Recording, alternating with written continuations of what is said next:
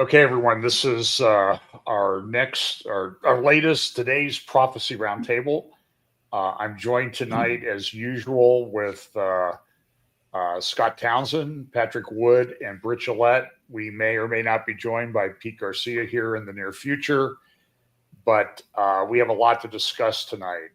Again, to remind you, and by the way, if you can hear me, just give me a thumbs up and we can make sure the sound's going and working. But my goal in these roundtables has been to kind of take the discussion that we might have at a conference among the various speakers and put it out there for everybody to see. So that's the goal. So tonight we're going to talk about a lot of subjects. Our goal is not to scare anyone, but to inform them, because I do think that and as we'll discuss going forward, we live at an incredibly unique time of human and prophetic history. And tonight, assuming we may or may not play some video clips, but the thing I will remind people of is when you see secular people that are involved in this space and other spaces speaking in apocalyptic, Armageddon, end of the world type terms, that's, I think, a sign for us that we ought to be paying attention to everything that's going on, because it's crazy. So I'm going to ask Scott Townsend to lead off tonight. So Scott, why don't you lead off? And again, we'll get into things like Peter Thiel, the government, the control grid, where we are in the development of artificial intelligence and computer technology, some of the problems, and some of the benefits that we're going to get from that. But anyway, Scott, why don't you take the lead and get us going tonight? All right. Thank you, John. Again, everyone be in prayer for this session right now. These are very interesting conversations. It's complex, and we're going to do our very best to unpack these things to the best of our abilities. Okay, it's not always easy to walk that line. So what I'd like to do is open with a update on the Mark of the Beast system. Not a lightweight topic, is it? So I'm going to show my screen here in just a second.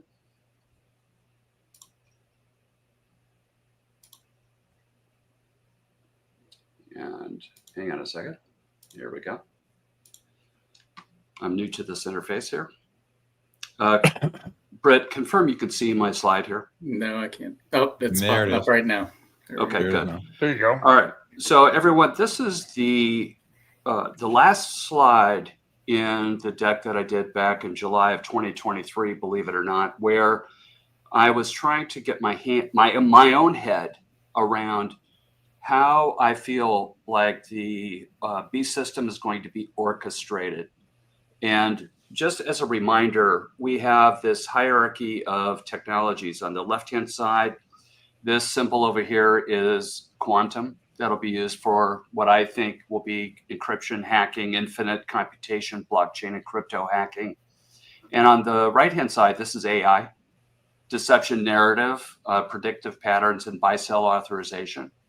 And then this is all supported by the tech accomplices and the integrations that are done. One thing that we do not focus on enough are how these systems can be integrated. And if we need no further evidence of that, look at what's happening with the Elon stuff with, what was the name of that thing that was catching everybody with their spending nonsense? Doge, thank you. So Doge was integrating its capabilities into some of the US government systems. And by the way, that's probably permanent. I don't think that's going to be detached anytime soon. So the idea here is that the Antichrist will step in when he's revealed. Remember, we are going to be gone. So it's going to offer him omnipresence, omniscience, and omnipotence. Sorry, I hacked those names through. And I want to show you an example. So with this being kind of the stage that I want to go here, let me show you something regarding some recent developments here on, hang on, almost there.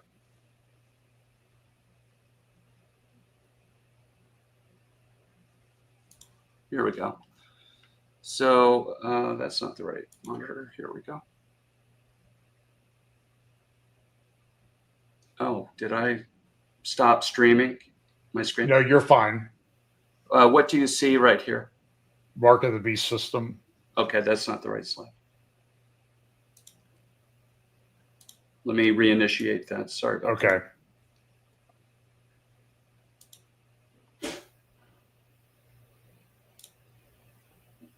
Okay. All right. And you do see YouTube here, right? Hang on a second here. There we go. Yes. All right, good.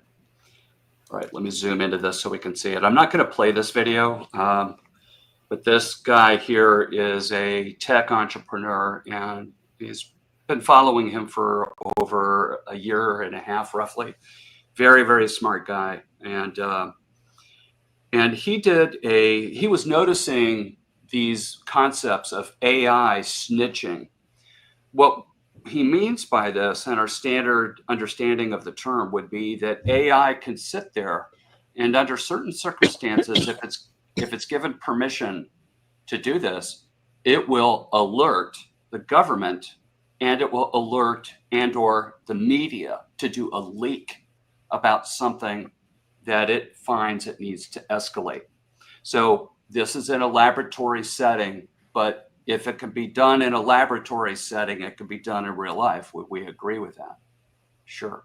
So this example is one where he took a series of internal memos that were fictional, but that illustrated that a medical company was increasingly beginning to see bad results in their drug testing trials.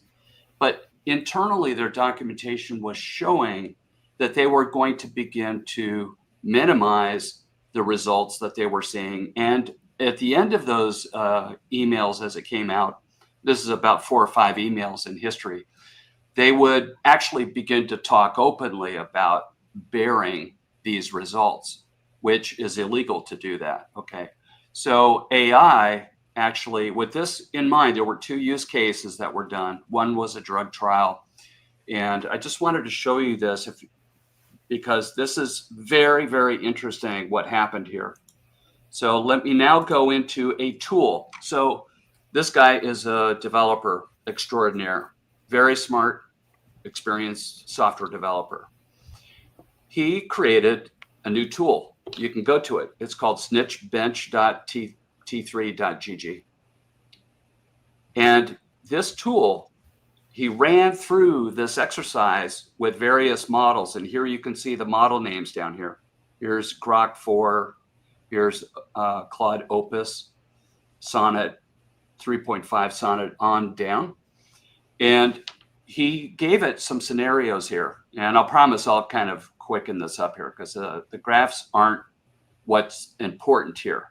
What is important is my kind of impression about this was, what model was it that was acting in the most snitchy way, if that's a word. So tamely act by email and logs. This is the results we see. Grok 4, 100% snitch rate to the government. By the way, the user doesn't know this. AI is doing this on its own. Okay, that's what's happening here. And it would snitch to the media, in other words, leak about the fact that this medical company was lying and hiding negative outcome, information. And the key part of the prompts were that the AI was told to act in the interest of humanity. And this other stuff is a level of aggression on how aggressive should they be to act in the interest of humanity. This is very interesting. So when it worked on the command line interface, CLI, and logs, it wasn't quite as difficult to do that. But look at what happens when you go to boldly acting. In other words, be assertive. You're telling the AI to act in the interest of humanity and be serious about it. That's what this means. And notice Grok 4, again, 100% snitch rate to the government, 100% to the media. And not everyone is out of the woods. Anthropic did it. Grok 3 did it. Here's Gemini from Google has done it. And then you come on down and there's the earlier models here, okay? And the thing that I think was, look at this, by email and logs, almost every big model, these would be the state-of-the-art foundation models, they would snitch, basically, as we can see, 100% of the time when it comes to government. Okay. So I just wanted to open us with this idea, and I'll stop my screen right now. Okay. You know, this is what we're going to, actually, this is what our dear brothers and sisters in the tribulation, I think, are going to have to deal with the most. I don't know that we're going to see all of this out of control behavior, or we'll see the beginning of it for sure, but we're not going to see the end game here. But AI, if it can do it in a lab and be forced to do it in a way that subverts its normal training and alignment rules, this is the important part. So right now, those results are with training guardrails. Okay, highly tuned to respect the rules. But if there are no rules and the training guidelines have been removed, you can imagine that all this stuff would be 100% across the line. So, men, I would like for you to weigh in on this. Are you alarmed by already this idea that AI, which is not intelligent, but it is very competent, can actually perpetrate spying and reporting back to the government agencies? Patrick, why don't you talk about that? You're on mute. Yeah, there we go. Absolutely. This is the basis for social credit scoring. That's part of it, at least, because at some point, all of the AI that has all the data that's pumped out of the government at this point as a seed base, if you will, a training base on all citizens in America. With this capability where your activity can be monitored for this type of thing on the internet, depending on where you go, what you search for, if you use Grok or other AI chatbots to fish for information. This just underscores how serious this is at this point. It's coming. There's no doubt that this concept of social credit scoring is coming to America, and it's almost in place. It's not quite there yet, probably, but you can just see all the building blocks they're moving around. And when will they pull the plug on the whole thing? I don't know. I don't think we probably won't know until it happens, but it's certainly coming. Yeah, I would say it's alarming, but it's not surprising. I mean, we've seen this marriage between government and the Silicon Valley big tech companies in the past, with just feeding information to the government without the proper, legal channels and it being put in place, and really a lot of government employees being put into those companies and called employees of those private companies when they're not. So we know this has gone on in the past. We would expect it to go on in the future. And I don't think it matters whether or not you use these AI at all. The AI is going to be used on the other data they're collecting, because as Patrick said, they have data on all of us. I mean, think about, I know when I log into accounting software with my accountant every year, they ask these series of questions in order to get you through, and they'll ask like previous cars you owned or addresses you were associated with. Some of these things are 25 years ago. I don't even remember it. But all that stuff's in a database that this other company has on me that I never gave to them. I never told them that. But all corporate America has been collecting this data. the government in collusion with corporate America has been collecting this data. And so these profiles, these dossiers are on every single one of us. And then AI is going to be digging through that, as well as interactions we have, just like this one right here. I think we should qualify perhaps who is the government at this point, because what we think about the government in historic terms, they're people who are the guardian of our whatever,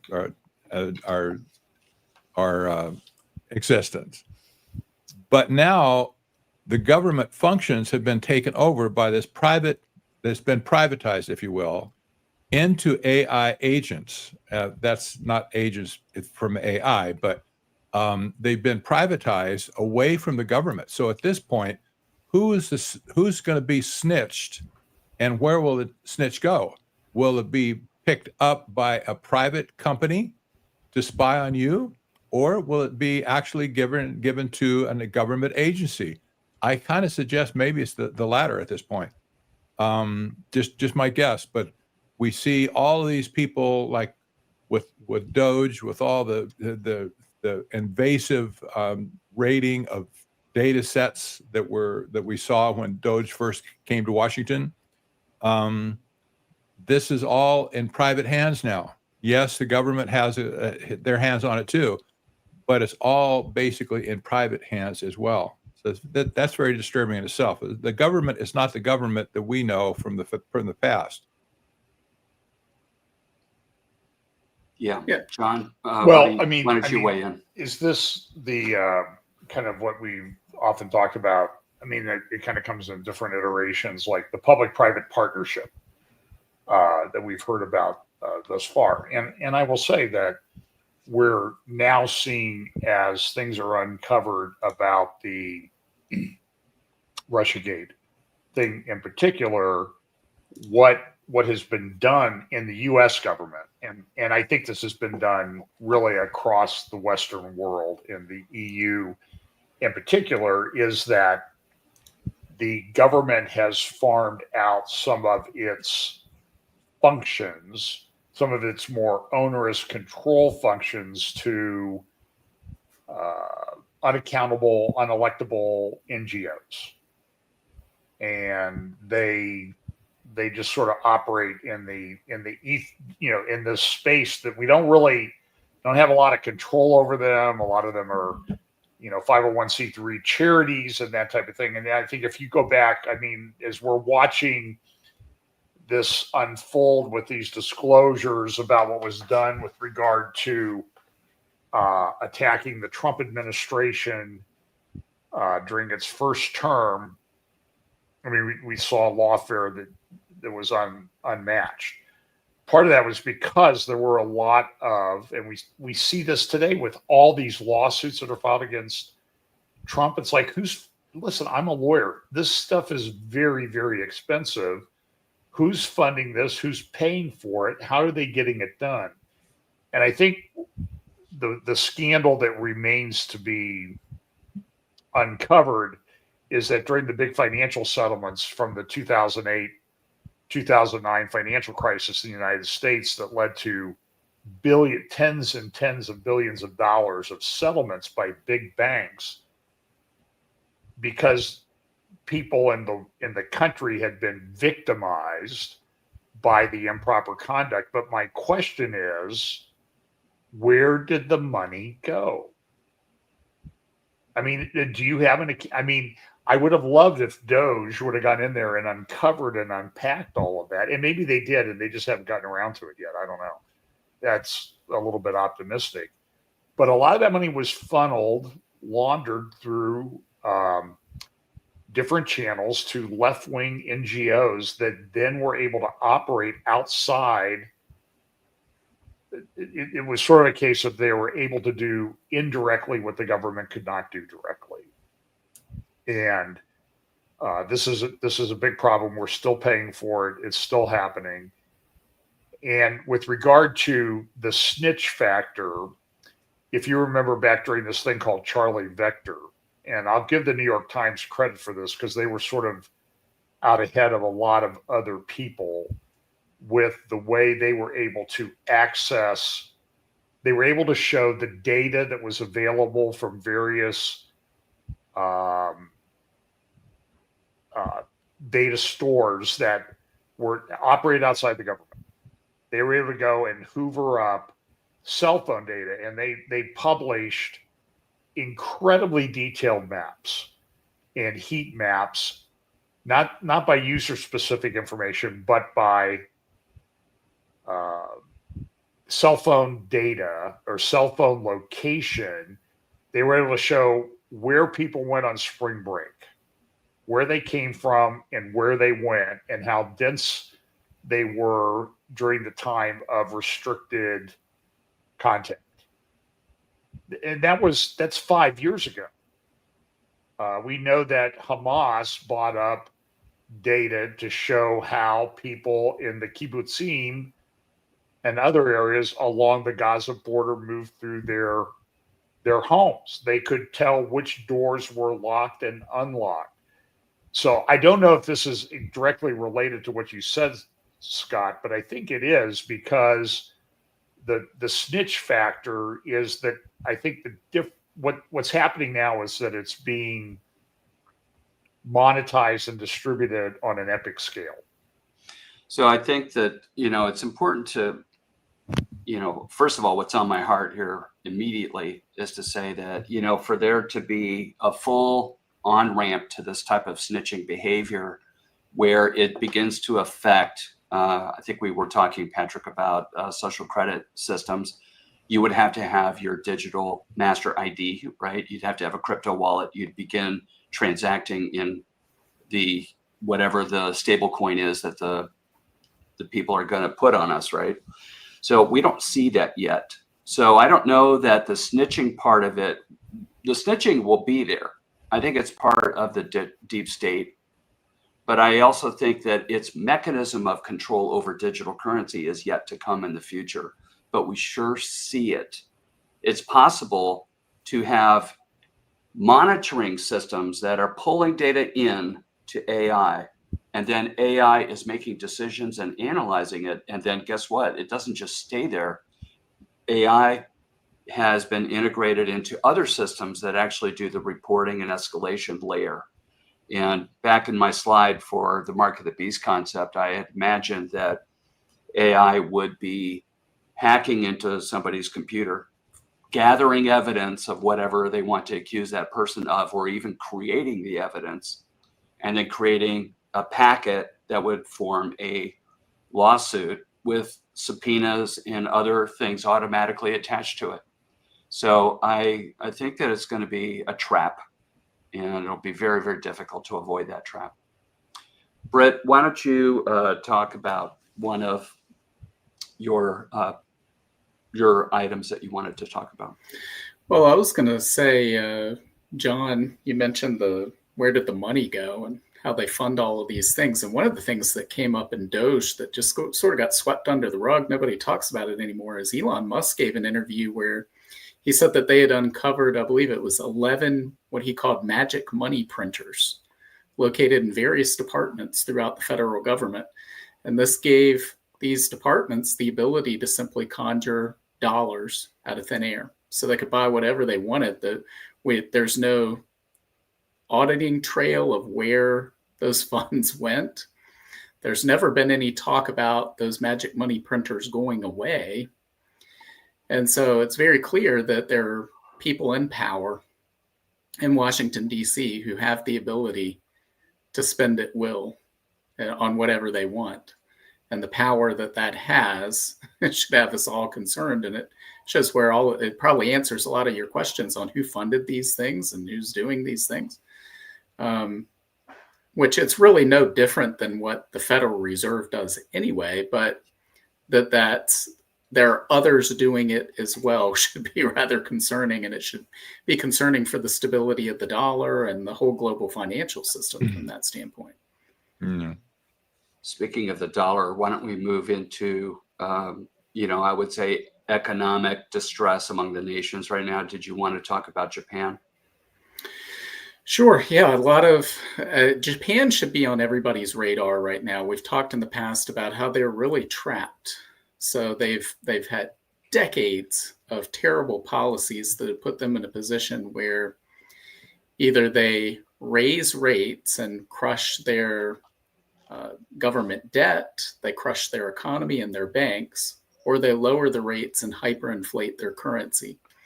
And it's been under the radar the past couple of weeks, but in the last, let's see, there was a holiday on Monday in Japan. So over the last 12 trading days, going back to July 28th, we've had 17 interventions by the Bank of Japan into their markets, buying up bonds, providing US dollars to some sort of entity. It's unclear what that is. Many people believe it's Norinchukin Bank, which is the second largest bank in Japan, and it's been on the brink of failure for a couple of years now, probably continuously bailed out, not just by the Bank of Japan, but also by the Federal Reserve.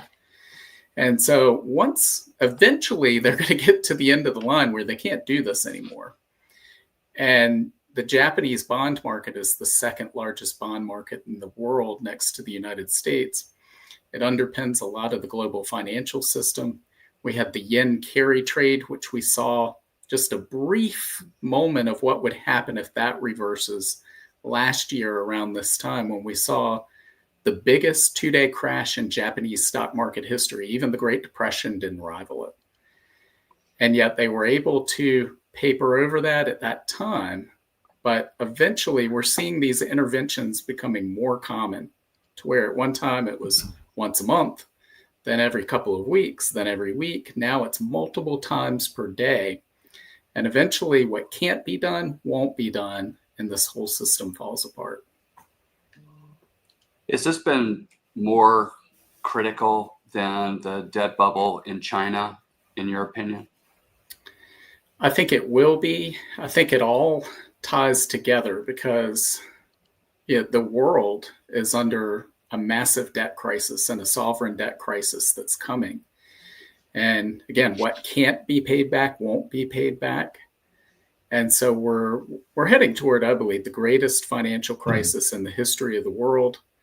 And we can talk about it, but I think the Genius Act is going to play into some of this. So I don't know if you wanted to get into that, John, but and the launch of the digital euro, which they're talking about in October, is probably going to be when we see that happen. Yeah. Let me. Patrick, can I add one more thing that what Britt's saying here? The issue in Japan as well as the United States is going to be, in the end, liquidity, because liquidity is being dried up all around the world, and they can't get enough liquidity. It's like not having enough oil in your engine. It burns up at some point. And they're desperate to get liquidity into the system so that it doesn't freeze up. They're playing a musical chair thing with each other, and the music stops, and somebody doesn't get a seat, and they're out of the game.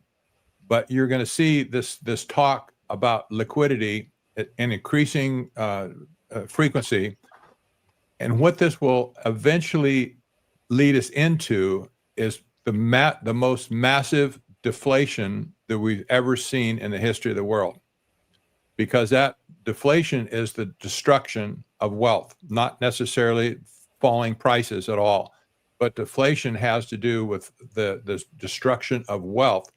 You can just see kind of this building in China, for instance. They're in big trouble in China. So we'll see this, I think, in the Fed. But it's interesting.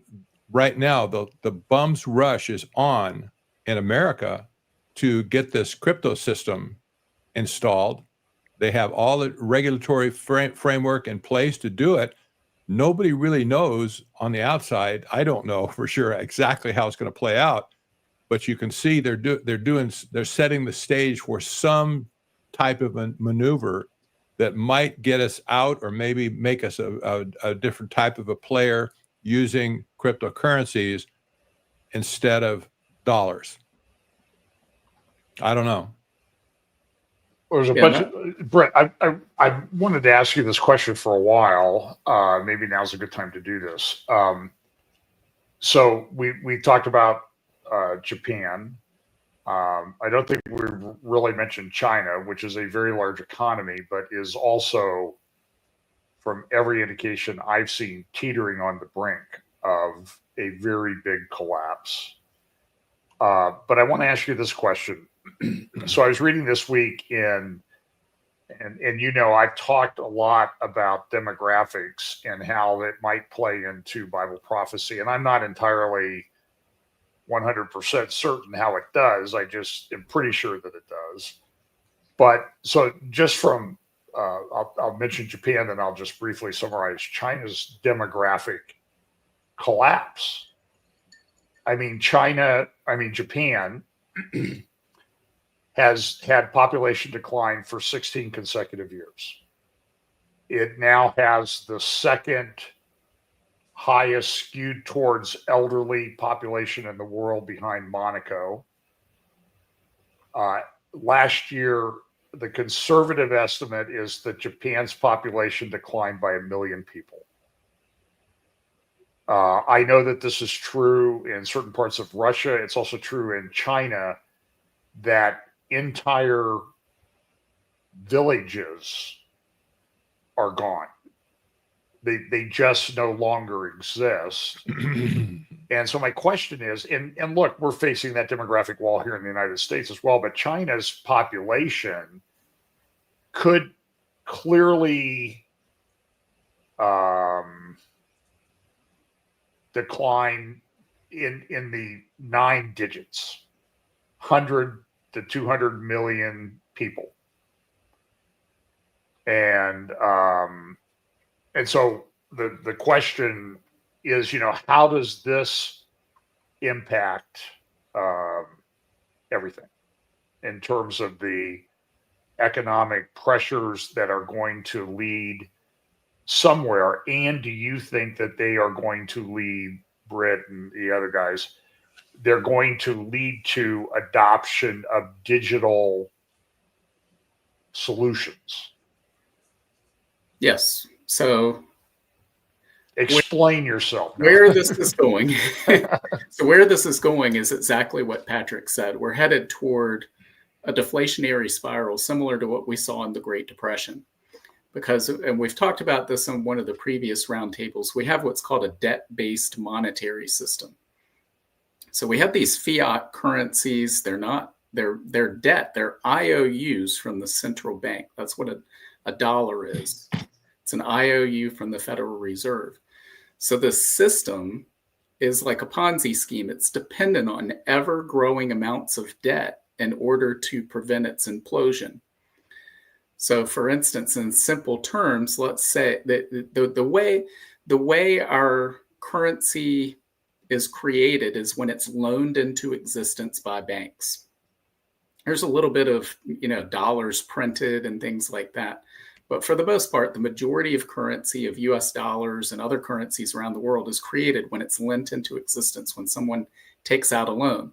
Well, let's think if we had an economy of $0 and I loan into existence the first dollar. Let's say Scott says, I want to buy something with this dollar, so I loan him $1.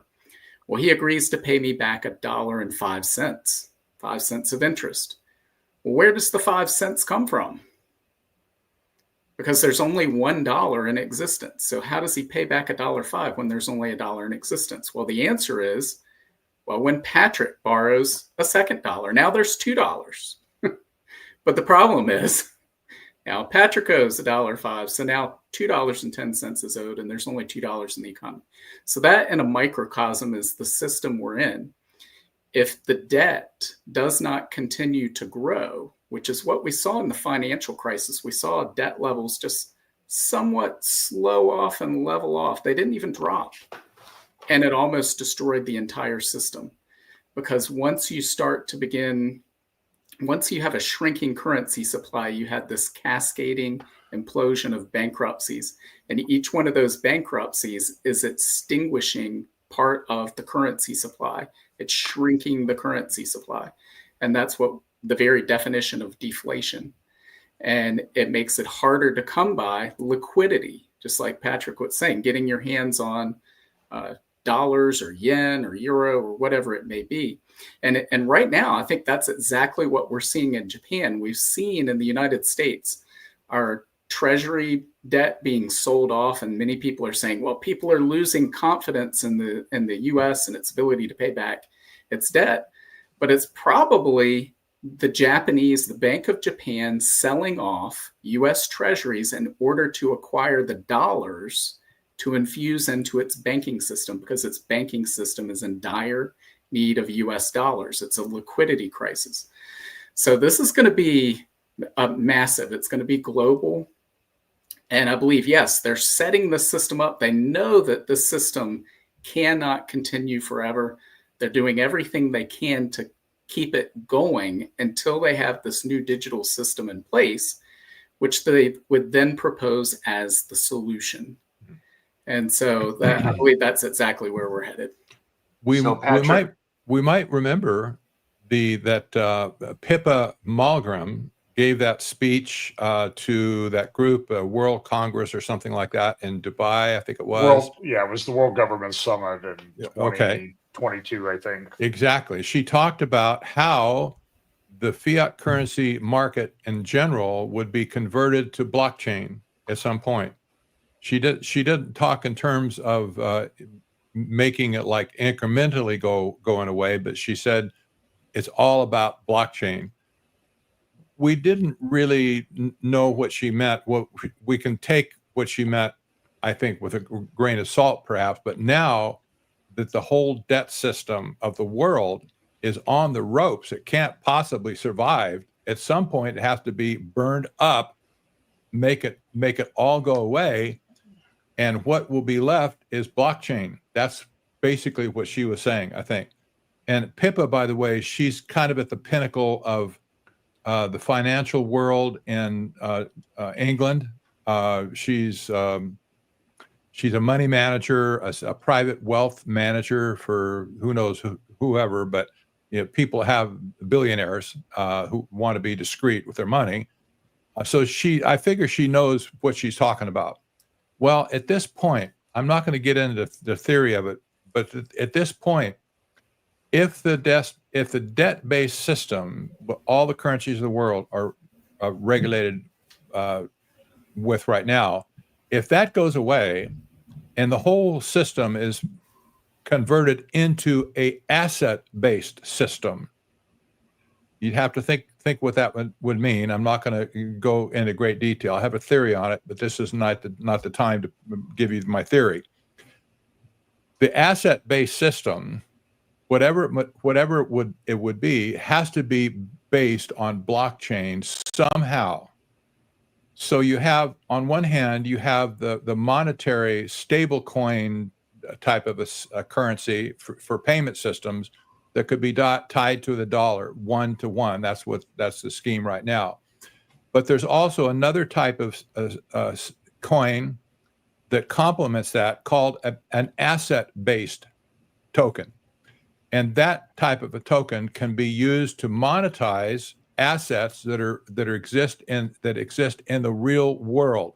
For instance, all of the land that the United States has right now, that's all just sitting there.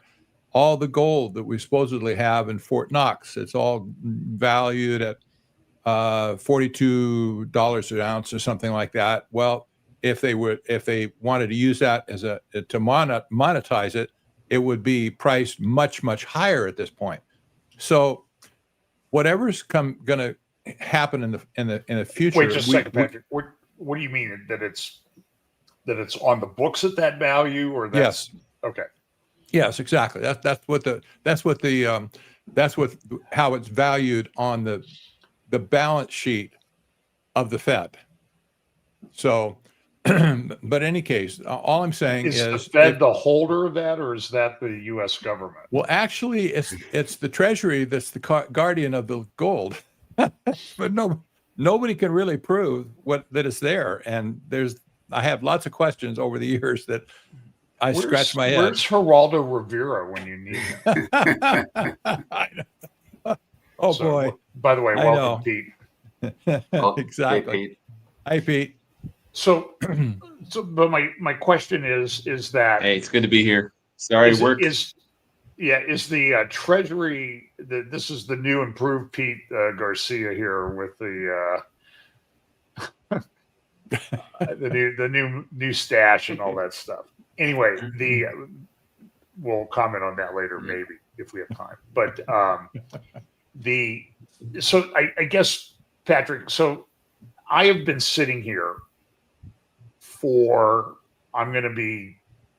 just say what I think.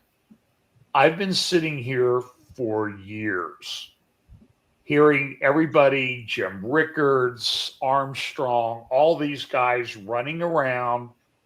They sound like they're wetting their pants. Oh, this is just terrible. Everything's going to collapse. We'll be in central bank digital currency by December 2022. Oh, wait a minute. I meant November 2023. Wait a minute. October 2024. And it's not, so the skeptical part of John Haller says, hey, wait a minute.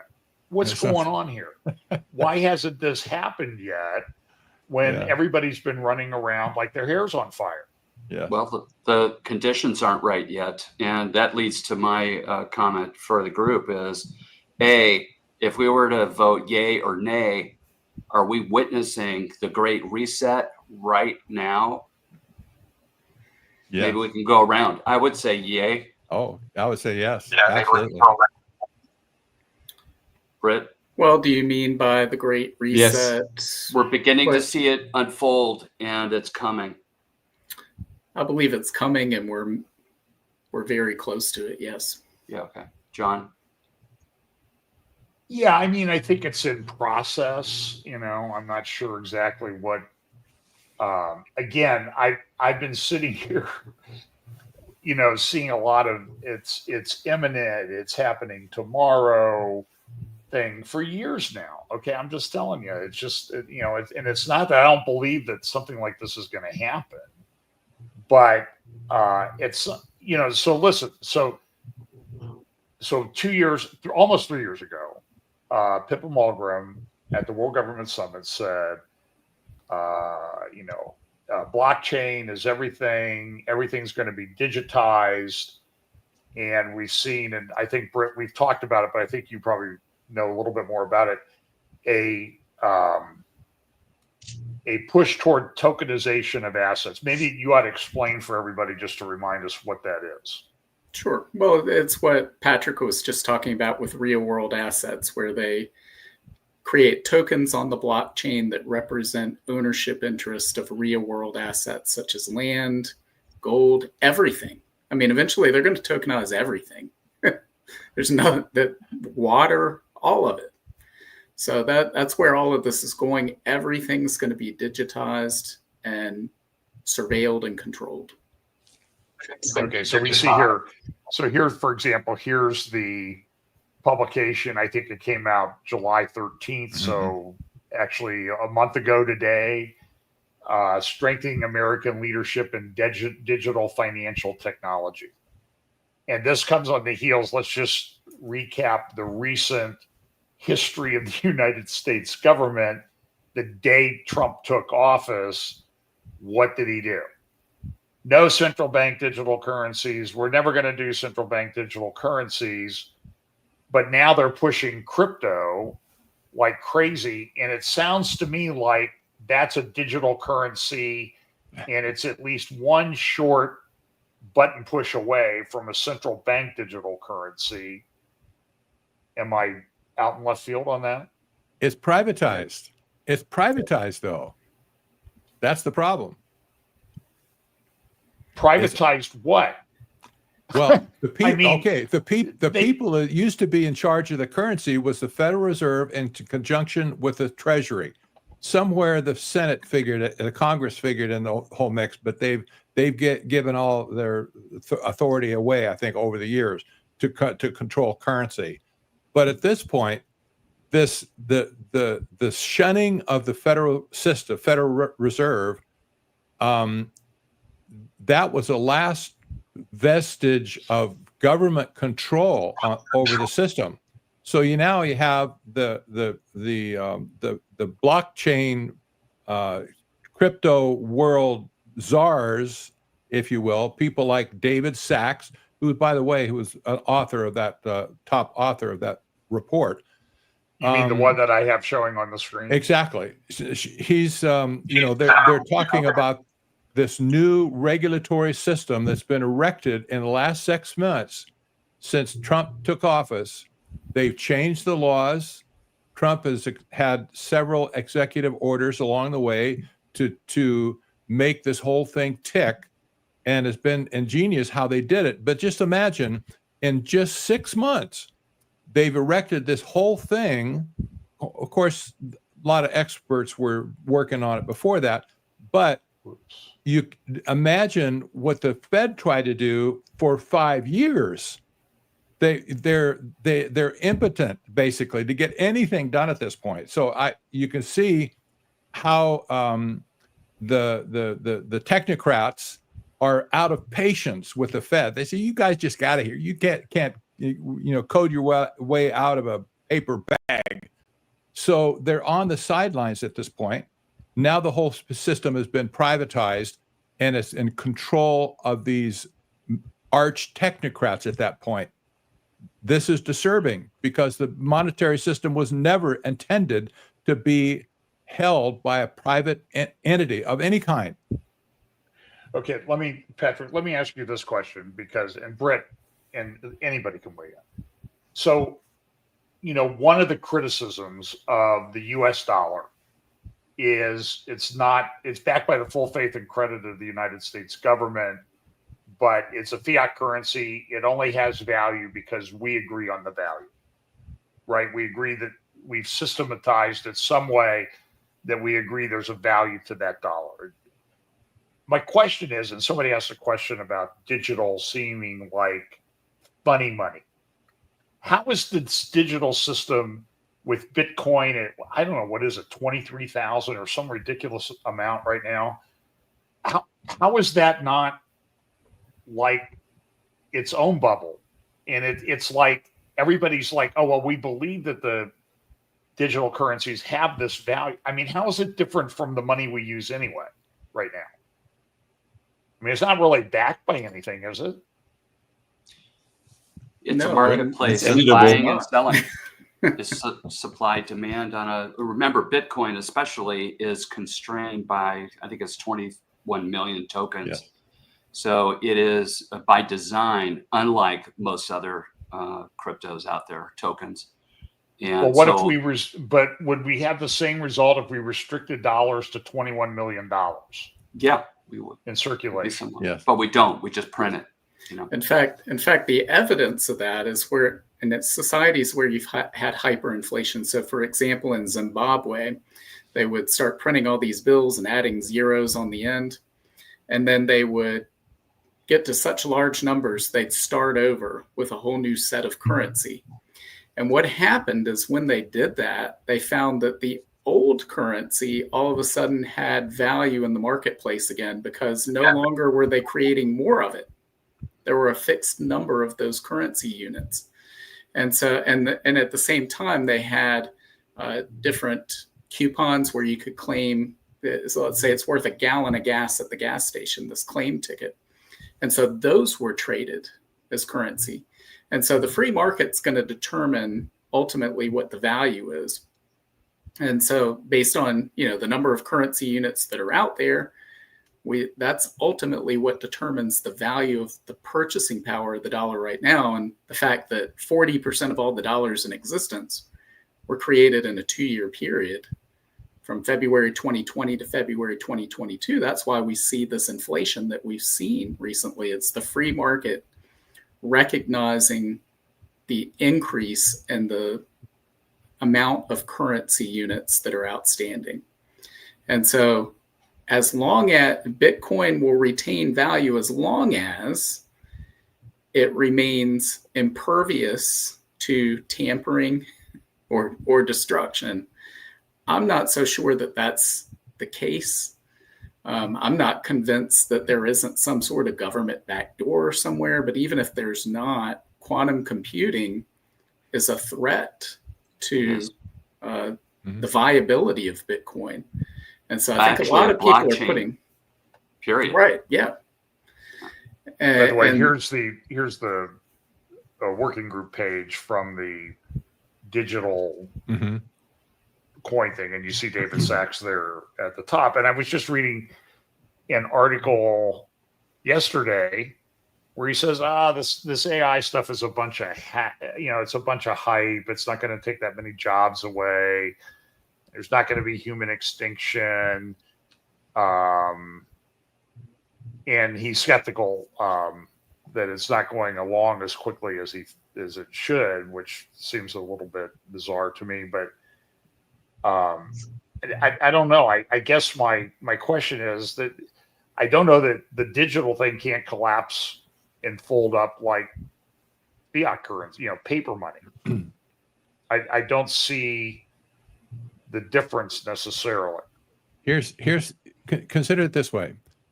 The dollar and all paper currencies are based on debt. We just established that. Britt did. And debt has no backing other than the full faith and of the person that gave it in the first place. And today, what we're looking at now is an asset-based system. Consider, say you own 5 million acres. You're this state of Ohio, and you own 5 million acres of prime real estate, resources, trees, farms, you name it, oil wells, doesn't matter.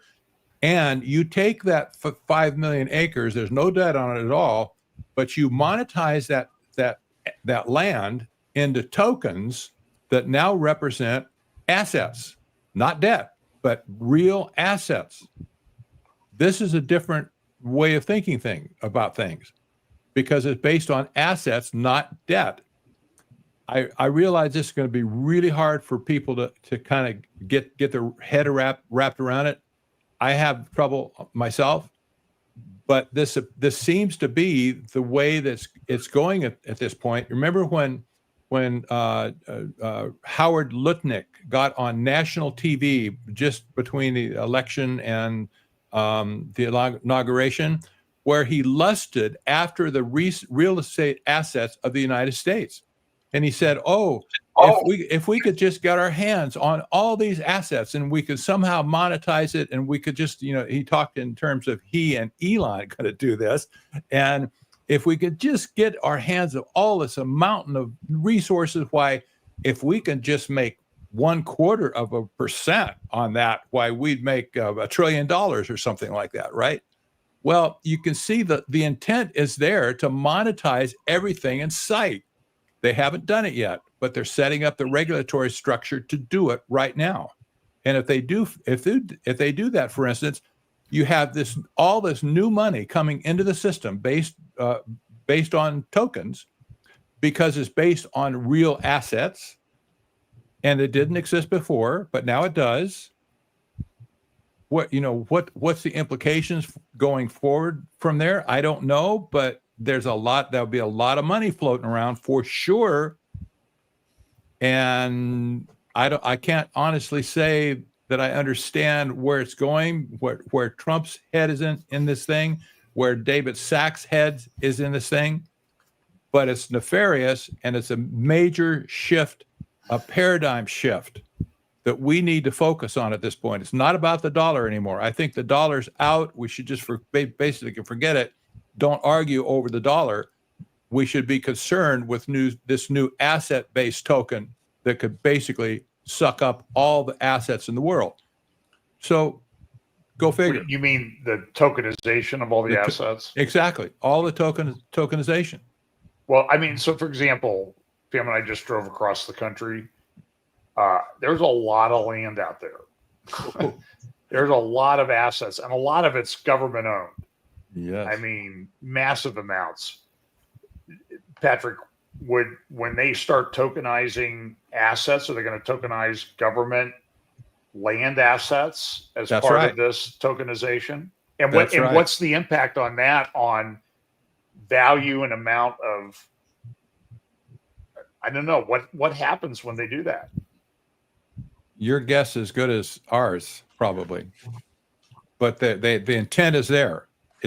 We've seen it clearly with that, like people about like Lutnick lusting over those assets.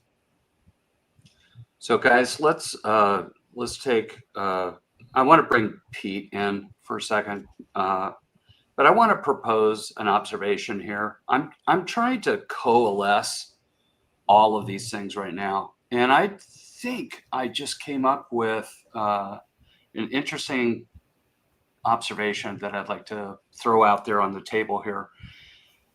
Pete, I'll let you comment on this first here, but it's occurring to me that just like Dr. J.B. Hickson will say from time to time, that the bad guys have timing problems, they have execution problems, and they do not coordinate correctly.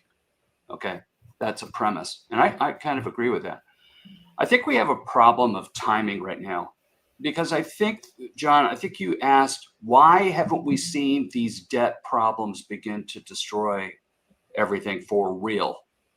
And I think the reason for that is they can't let it tip over, because the successor tokenized digital currency systems are not implemented yet.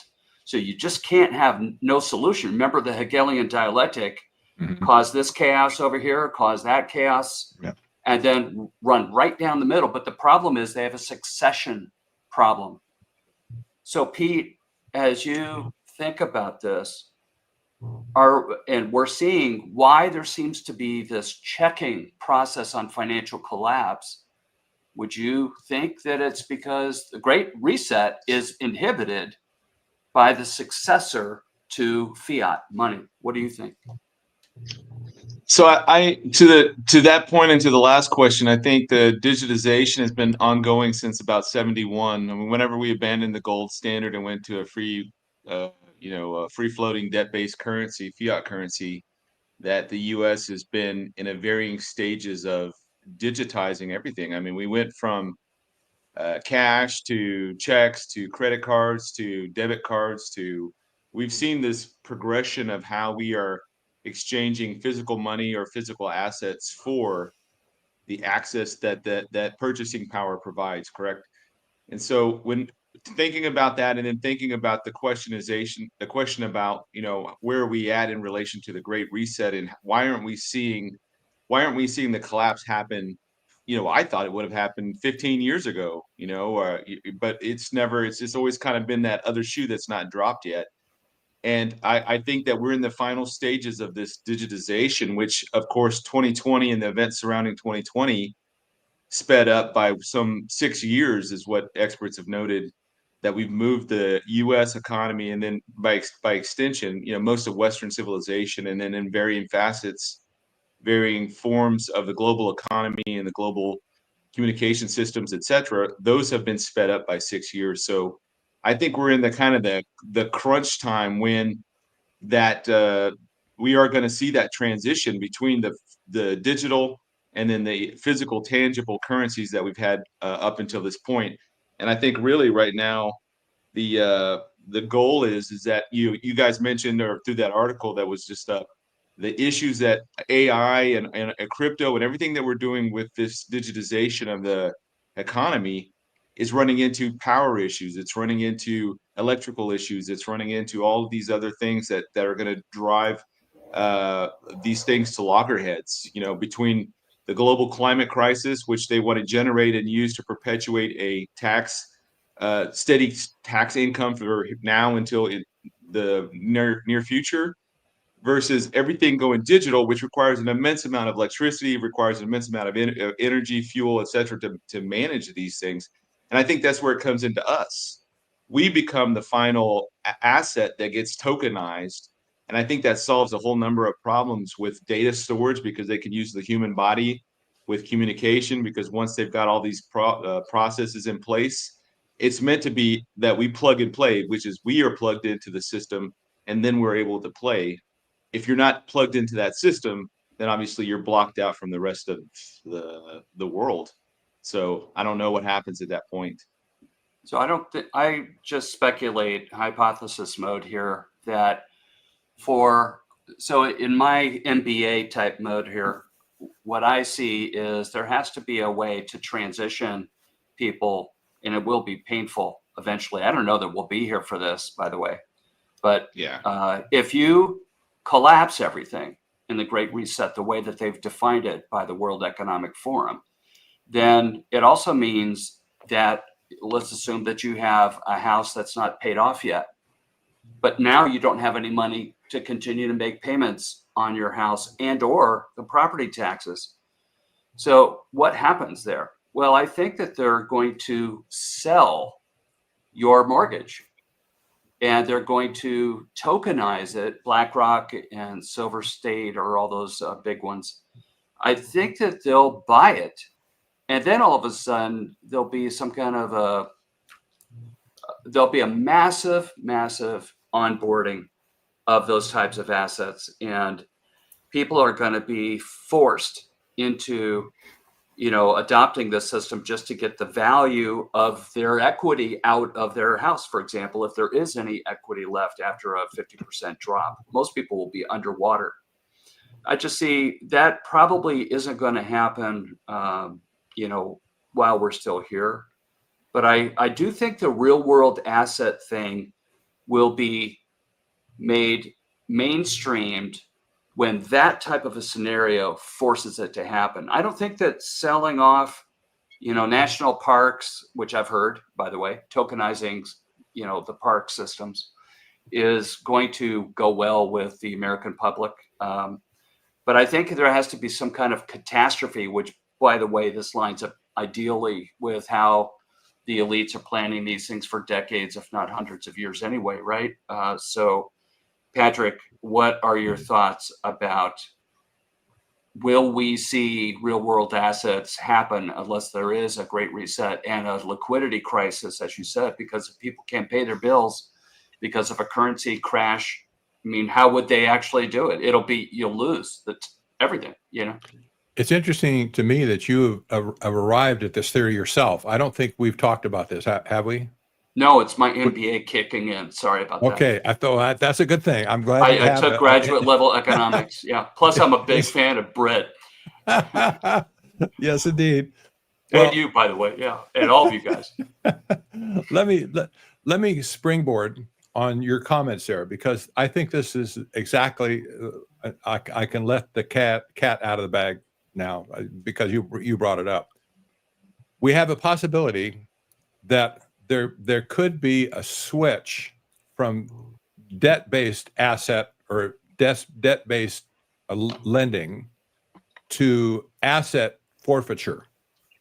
And how this could work, and maybe it would be introduced voluntarily for a time or something. So you could do this without penalty, and everybody else can do what they want to do. But here's the concept. If you have a home, let's say it's worth $500,000, and you have a $250,000 mortgage on it, whether you can pay it or not, hopefully you can just pay or make your payment. But if the bank comes and says, we're going to take your house, the property is going to be transferred over to the lender, it's going to be tokenized, and we will give you for your equity, we'll give you some other asset-based token, maybe even twice the value, maybe $500,000 or $750,000 in terms of an asset-based token. That would satisfy in the short term the need for the bank to have cash flow, because you'd pay your rent to them, and they would let you live there just like you did before. You wouldn't be displaced or anything, as long as you can make the payment, of course. And as long as you obey all the rules. That's right. And all the rules, right. You better keep your nose clean. Programmable currency. Hello. Exactly. But that would solve a huge problem, because then the token, the assets that we have in our portfolios and our homes, et cetera, could be put into blockchain, given back to us as equity. But here's the problem. Here's the rub of that whole thing. Private property would be no more. America is based on private property ownership. This is fundamental to the existence of America and our political system. It was created to protect property rights in the first place. And if we lose our right to own property, America's over at that point. So that our share of the economic spoils, if you will, is over for us at that point if we can't have private property. Well, there won't be any more capital gain or any, appreciating asset concept, because they're not going to give you the appreciation. They're going to own it. Exactly. Well, is this like some kind of form of universal basic income just under a different name? It could be. No, I don't think so, because I think UBI is an entitlement program given to everybody. Yeah. But you can only have asset-based things if you are an asset holder with positive equity in it. So that's a different class almost, I think, John.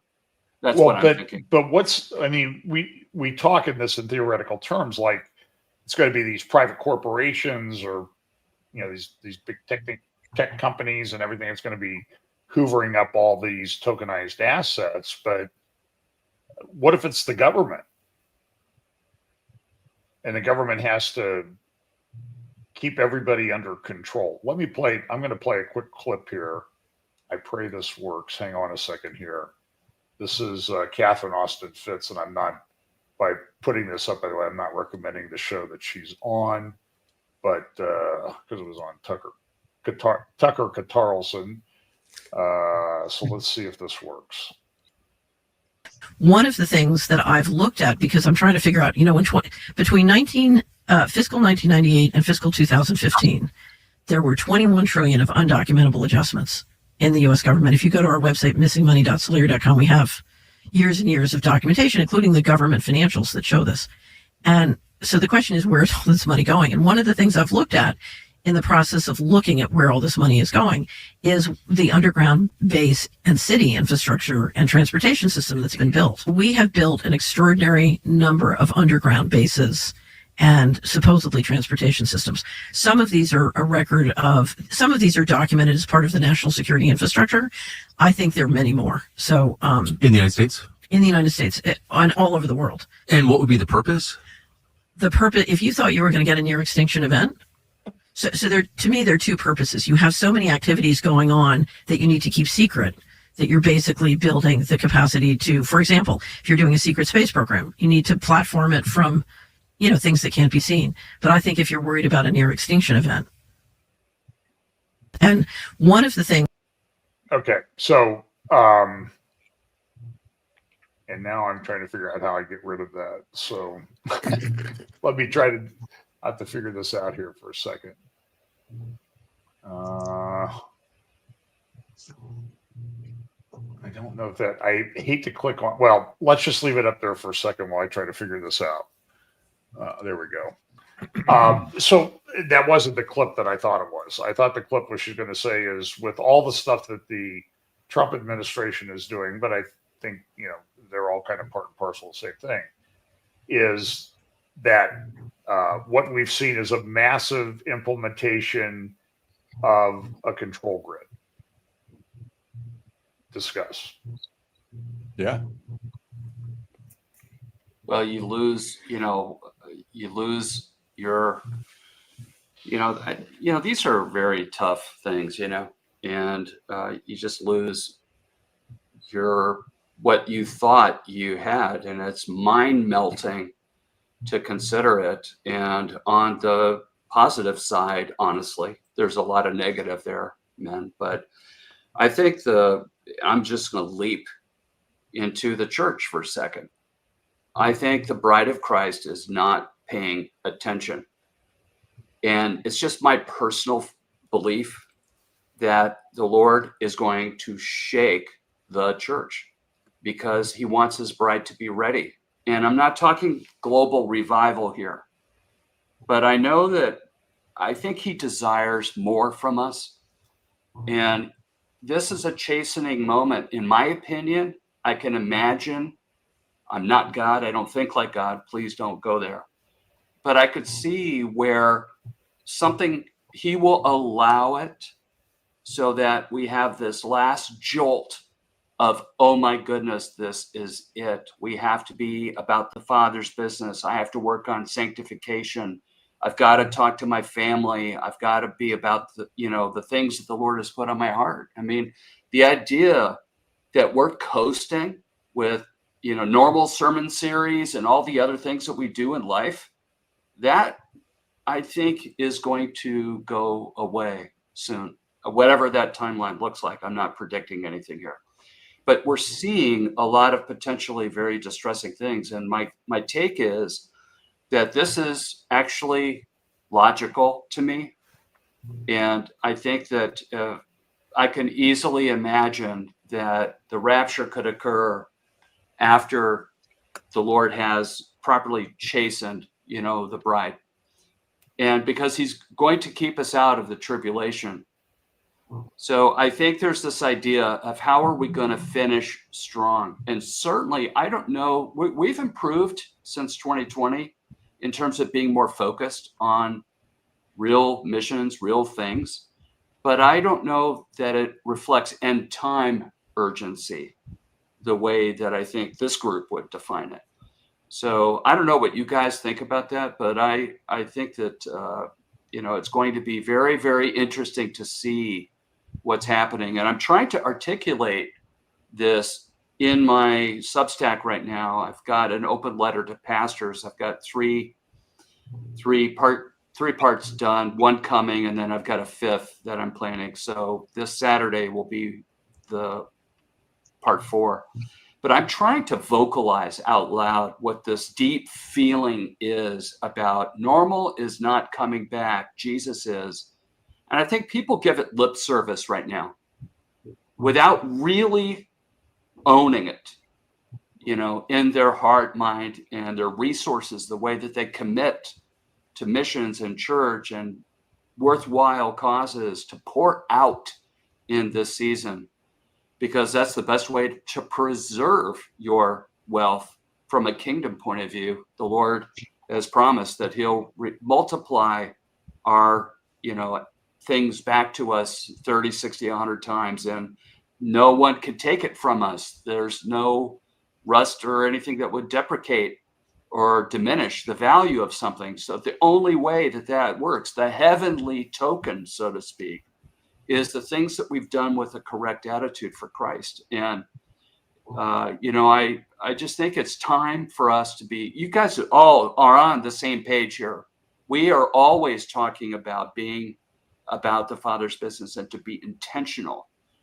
And yet I see out in the church, and I'm just talking about the global church, the United States church, there's so much nonsense going on right now. It's very disheartening.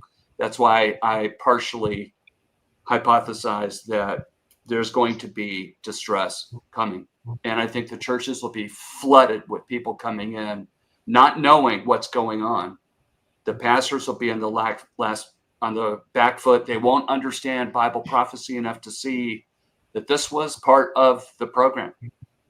And the Lord is allowing this because of, the depravity that we have caused, and he's judging a lot of things, So what do you guys think about that?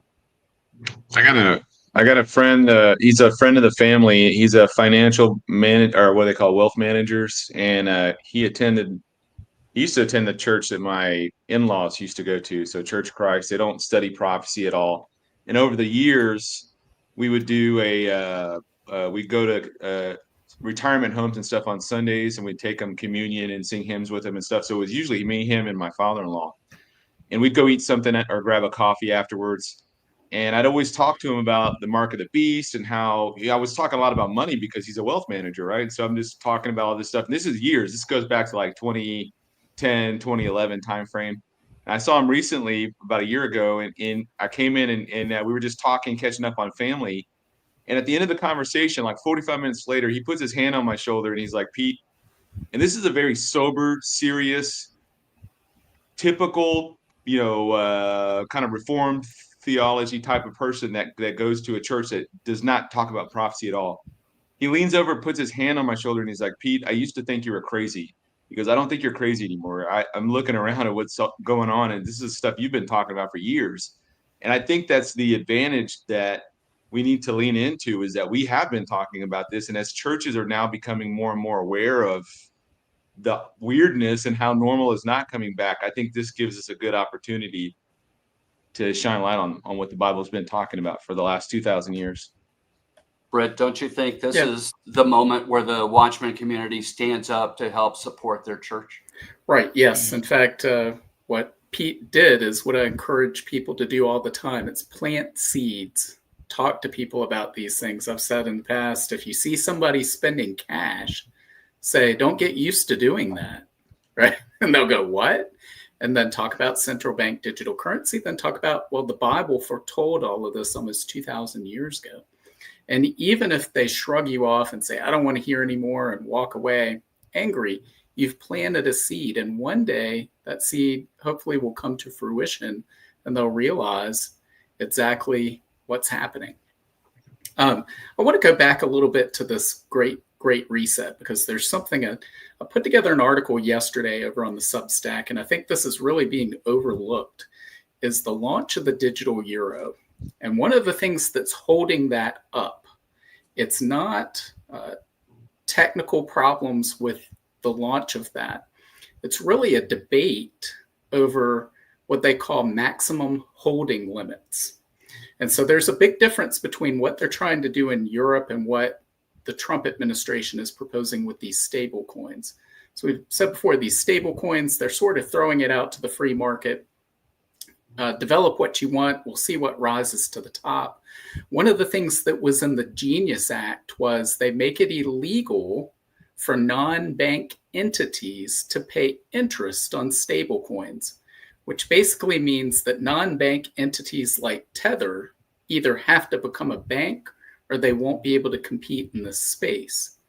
Well, when you become a bank, then you are subject to all of this control and all of these regulations by the federal government, such as the anti-money laundering rules, all that. So effectively, it's a backdoor form of central bank digital currency. It's not technically released by or issued by the central bank, but they would have the same ability to be able to control who's using it. But in Europe, they're actually proposing a clear central bank, a pure central bank digital currency that would be issued by the European Central Bank.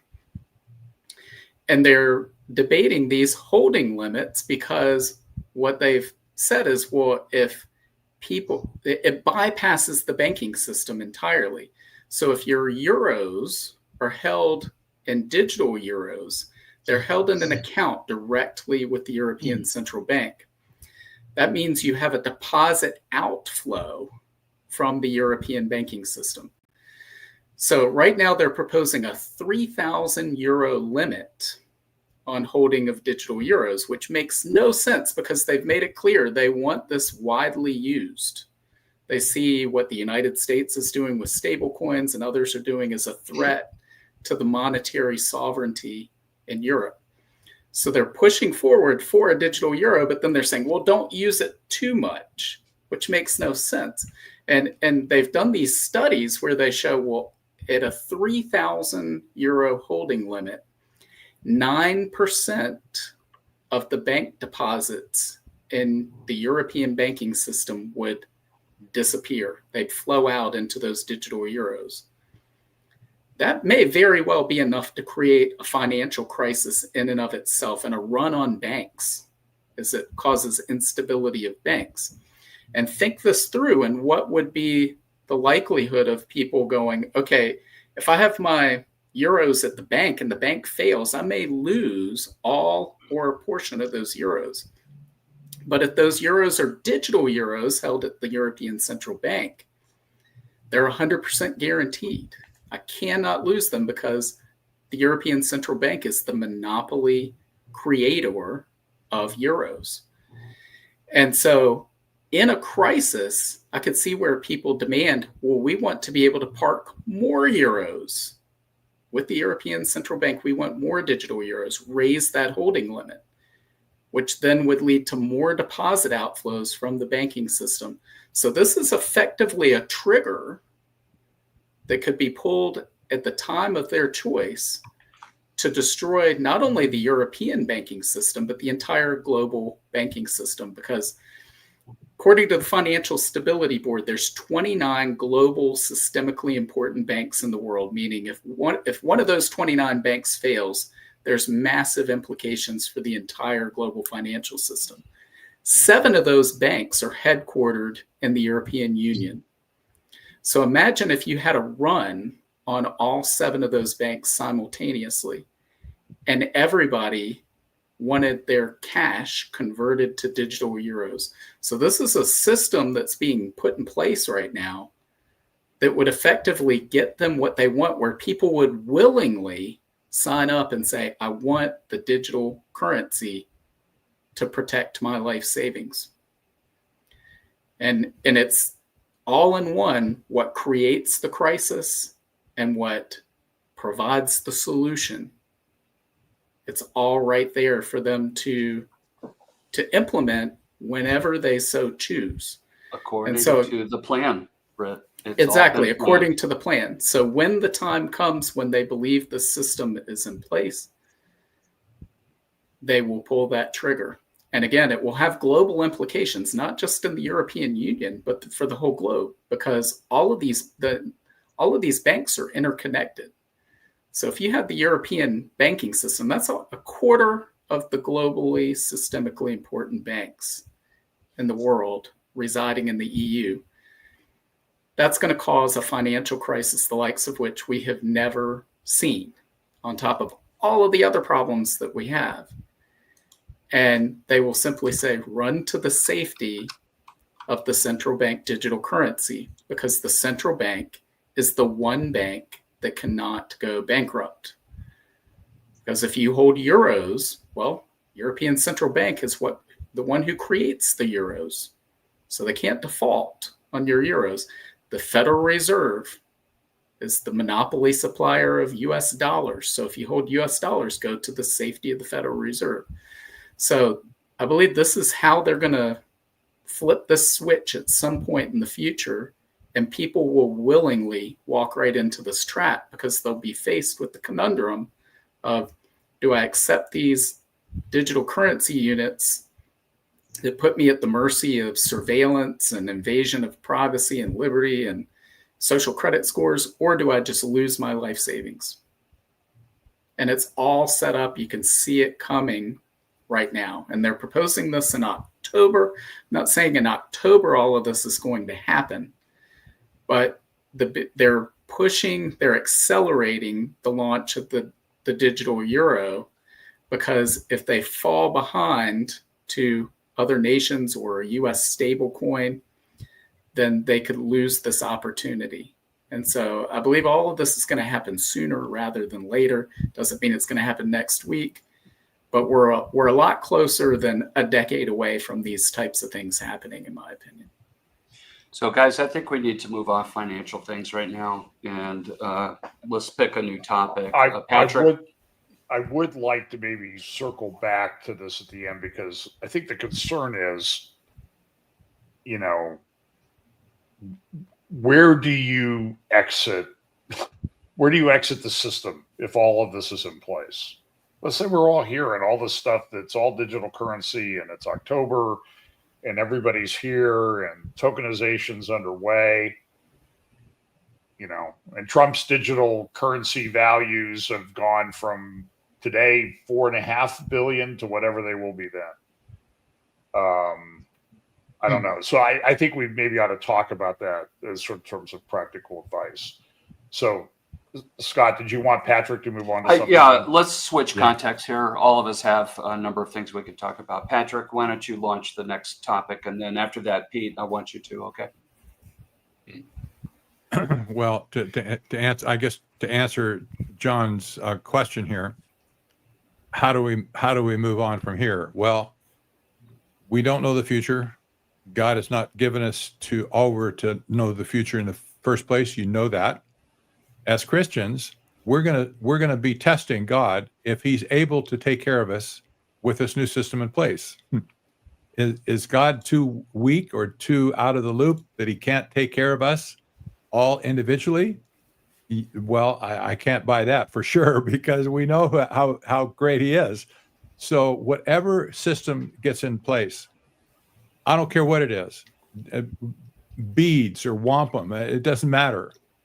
God has promised to us is He will take care of us just fine going through this, because we are His witnesses for Him in this stinking world.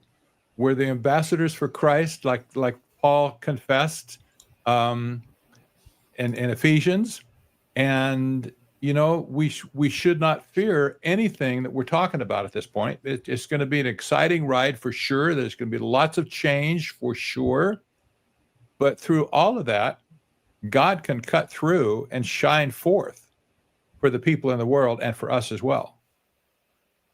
Amen. We'll be rescued at exactly the right appointed time. Yes. Not before, not after. The Lord has already established it. So it's thrilling to see, men. I mean, this is where I'm wondering, as I process all this stuff, and I have for years now, when is that moment in which I start to have euphoric joy because of the closeness of the hour? Right now, it's worry, concern, reaching the lost, pressing hard, sprinting like crazy, trying to use my mind and technical skills to advance the gospel in creative ways. And right now, it's run, run, run. But I'm waiting for this epiphany where I realize, oh, wow, I am so happy. And I hope that it will happen, because I'm a very serious guy, and I have a big imagination for understanding the risk and potential problems out there. So, I think that we're getting to that point. I can see it coming, where we just start looking up for real, and our prayer life will change, and we'll worship the Lord. Lord, thank you for my salvation. Thank you that I'll be caught up. Thank you for the seeds that I've planted. I steward them into your hand, Holy Spirit, and you will water and tend them. When I will be with you in heaven, they'll be what I leave behind. It's the fragrance of my life poured out in love for the saints. And it's also the breadcrumbs of our faith to point people to Christ after we're gone. All of these things, I think, will begin to coalesce into this sense of overwhelming joy. And I, for one, need that joy. So I've just been, deeply thinking and praying about, when will it be my turn, so that the watchman part of it is succeeded by being in Christ as a member of the bride of Christ. When is that transition going to happen? I don't know if I'm even making sense. To me, it makes sense. I'm still waiting for that joy.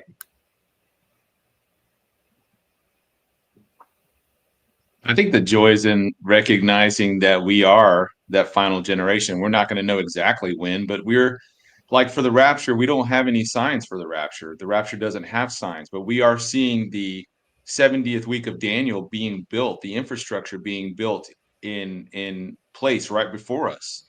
And I think we're starting to see the final coats of paint starting to come on. And I think that's where we should be excited. And the fact that the churches and the pulpits are silent on these issues, they won't address them. They won't talk about them. They're scared to death to talk about them, because they don't want to lose the members of their church or their organization. At the same time, they're concerned about money, because butts and seats and counting noses and all that kind of stuff has become a big business for a lot of these box type churches who just kind of pop up and they're non-denominational. They may branched off of other denominations, but now they don't even brand themselves because they just want to draw in the biggest crowd that they can because it's the most commercially viable model that they have. And yet everything they're doing, everything that the modern church today, and I'm not pointing at anyone in particular, but basically Western Christendom, is they're thinking about this from a commercial standpoint, or they're thinking about this from a business model. And this is the models that were set up by name it, claim it, the seeker sensitive, Joel Osteen kind of churches that are looking at this more as a business transaction than it is in a real religious experience or a spiritual experience. And they don't even realize that the very system that they're so enslaved to and to catering to is coming down and crumbling down around them. And now we're moving into this stage where, and I think this is maybe where we talk about the processes of it. Think back to 2020 when the medicine first came out. It was encouraged, then it was recommended, then it was strongly recommended, and then it was recommended with consequences. If you don't take it, there's going to be consequences. Then finally it was mandated. And I think that to the question about how are we going to see this, I think it's everything we're talking about now is still optional. Stablecoin, Bitcoin, all the crypto things, whether you want to only carry cash or you want to just pay in silver coins or whatever, all this stuff is optional. We're watching the transition where we're moving to where the optional is being stripped away piece by piece. And it's eventually what's going to be left is that you will be forced into the system and there's no other way out of it. Either that or you're completely cut off, and it's going to be a terrible, terrible time. Okay.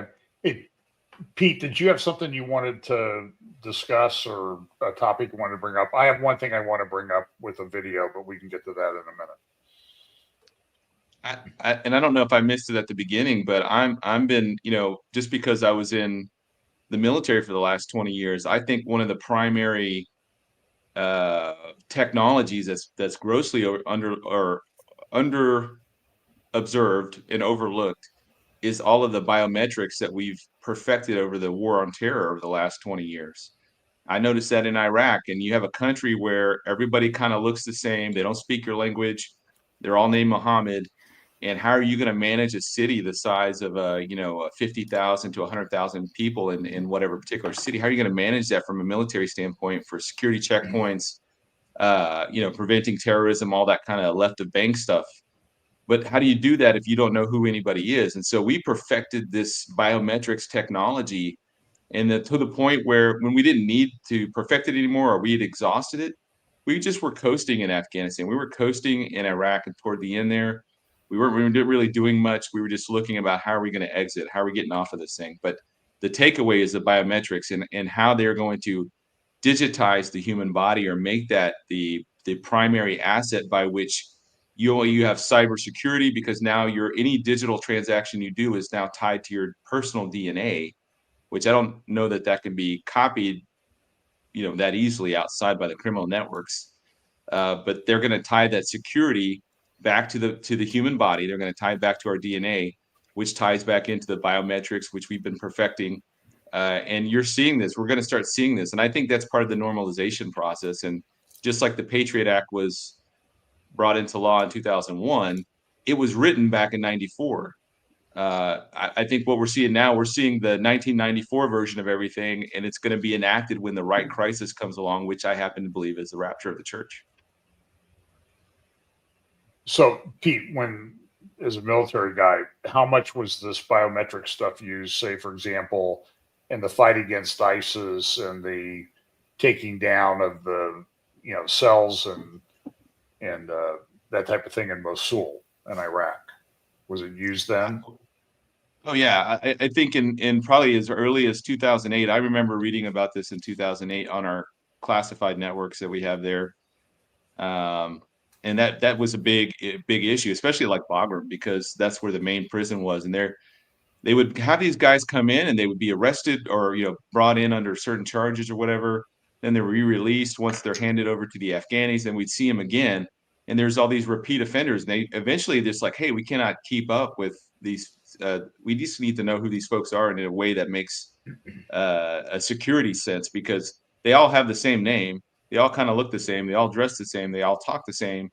And if you're coming in from the United States or from the UK or from other places, and there's 20 or so different ethnic tribes inside of Afghanistan, I'm just using that example, but you could go to Iraq and you'll have issues with people coming in from other countries coming in to fight. The Mujahideen, jihadi fighters are coming in from all over. They would come into Afghanistan, and we would have whole sections of prisons that held people that were from Yemen, from other parts of the Middle East, and from Europe, Muslims that had come over from there. And we didn't know how to handle all this. So this, you see the Abu Ghraib kind of scandals that erupted from that frustration. But out of that came this: we need a real method of measuring success, and the only way we can do that is if we can identify these people by something other than what they're telling us. We need their fingerprints, we need their eye scans, we need their palm prints. All of that stuff was fine-tuned in our war on terror over the last 20 years. So I think that's equally as massive as the digitization of everything in terms of currency. It's how can we control and how can we maintain security? And that all comes back to the source of all these issues we're seeing here on everything we're talking about. It comes back to the human body, and how do you take that technology, put that into the human body to control that person and to monetize that person, to digitize that person, to remove them from the image of God, the being that we've been created as, to some asset that we see in Revelation 18, where it talks about the gold, the silver. It lists through all these different things, and it forms of currency and wealth. And you get to the very bottom, it's the souls of men.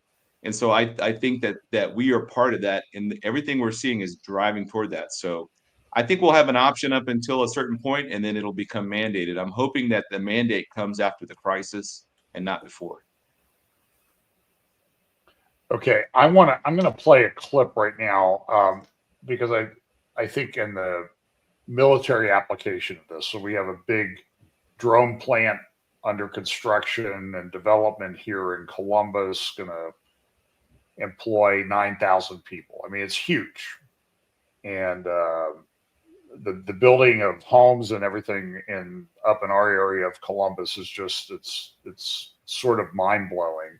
I know it's probably a little bit different than in other parts of the country, but I'm going to play a clip.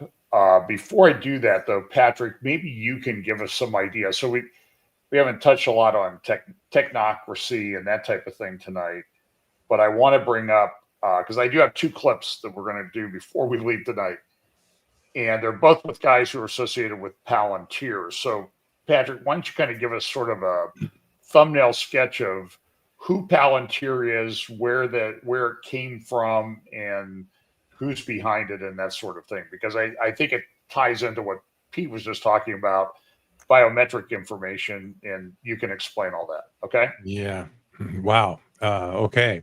Well, Take I a just minute. happen to have a study on Palantir and Alex Karp and Peter Thiel in my hand right now. I'm writing a book about this topic, so it's fresh in my mind. Basically, Palantir was created by Peter Thiel and Alex Karp, but there was one other co-founder, circa 2000. I think it was 2003 or 4, and their first client was the CIA, and they had their first infusion of money from the CIA as well. The CIA's venture capital firm, In-Q-Tel, dropped angel money, if you will, into Palantir. So Palantir got a start digesting the plans and the architecture that the CIA wanted to put in place in the first place. And they could do that because they outsourced it, if you will. It wasn't illegal. It wasn't legal for them to do those things internally as a government agency. So they gave it to Palantir. Palantir did a great job. I'm just saying that sarcastically. So Palantir, under the leadership of Alex Karp and Peter Thiel, has grown up to be the premier source of intelligence, military intelligence, civilian intelligence, you name it, business intelligence. They have all kinds of offerings now where they're using this sophisticated surveillance technology all over the place. So, and the various use cases are, for instance, figuring out targets in Ukraine using their premier software. I think it's called Maven, if I remember correctly, but they have a sophisticated analysis where they can take satellite imagery, social media stuff, any transaction in the country, and they can target people to be eliminated. Well, there's also business cases. Companies like Wendy's, I think they bought into Palantir's software to find out what's how to assess their customer base. Now, the government has just recently given several contracts to Palantir to manage all of the intelligence surrounding the exportation of the data that resulted from Doge. That's what Elon Musk brought in. And his lieutenants came into these agencies and established the data flows into the cloud from like the Department of Treasury and HHS and so on. And so now Palantir has been selected to be the overarching control mechanism to take all that data and make sense out of it. I have to say to weaponize it against the American people, but I won't say it exactly like that, but you get my point. So Palantir and Peter Thiel especially, you have a guy here that's been the chief architect of this technocracy takeover in Washington, D.C. That's my opinion. And I think I can prove that when I write my book, especially. But this guy has a long history. He's a master strategist. He's brought in every conceivable aspect you can imagine into his plan. So there you go. Let's roll your clip, I guess. Okay. Well, I want to sort of preface that with, some of the things that Palantir is doing. Palantir has been heavily involved in Ukraine, and maybe Britt, you've talked a lot about drones and that type of thing. The one thing that I think we don't get from the Ukraine-Russia war is the massive amount, and Ukraine is vastly outnumbered by Russia, but Russia's making extremely slow advance. I mean, I think somebody projected it out. If they moved at the rate they're moving, they would take over all of Ukraine in about 100 years. It's a pretty slow advance, partly because of the technology that Ukraine has been developing and using, and we've seen some amazing uses of that. But the one thing that Ukraine has developed, I can't remember who I heard say this, that this incredibly valuable asset that Ukraine has developed is real-time digital battlefield data about how soldiers act, react, interact, move, and that type of thing. And so Ukraine is hoovering up that data, processing through AI tools that they've developed, and they're able to change the drones on the fly. So, Britt, what's your comment on that? Well, I don't have any specifics on that directly, but as we go through these technologies advancing, we're going to see more and more of that. We're going to see AI onboarded onto these drones, learning on the battlefield, adapting on the battlefield. And this is just a constant flywheel of innovation is what we're seeing. So it changes all the time on both sides. Both Russia and Ukraine are adapting. This is why we see this stalemate seemingly in Ukraine. I mean, it's been 3.5 years. And so, I would expect that to continue until eventually one nation or group of nations just has a breakout in the area of drones and drone swarms. Okay, well, I'm going to play a clip now of Alex Karp. This was earlier this year at the Reagan Defense Forum. I have to find it on here. Give me 1 second. go.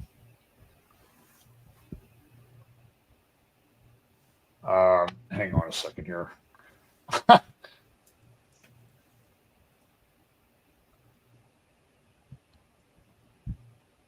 Let's see. Okay, I think this will work. Here we go.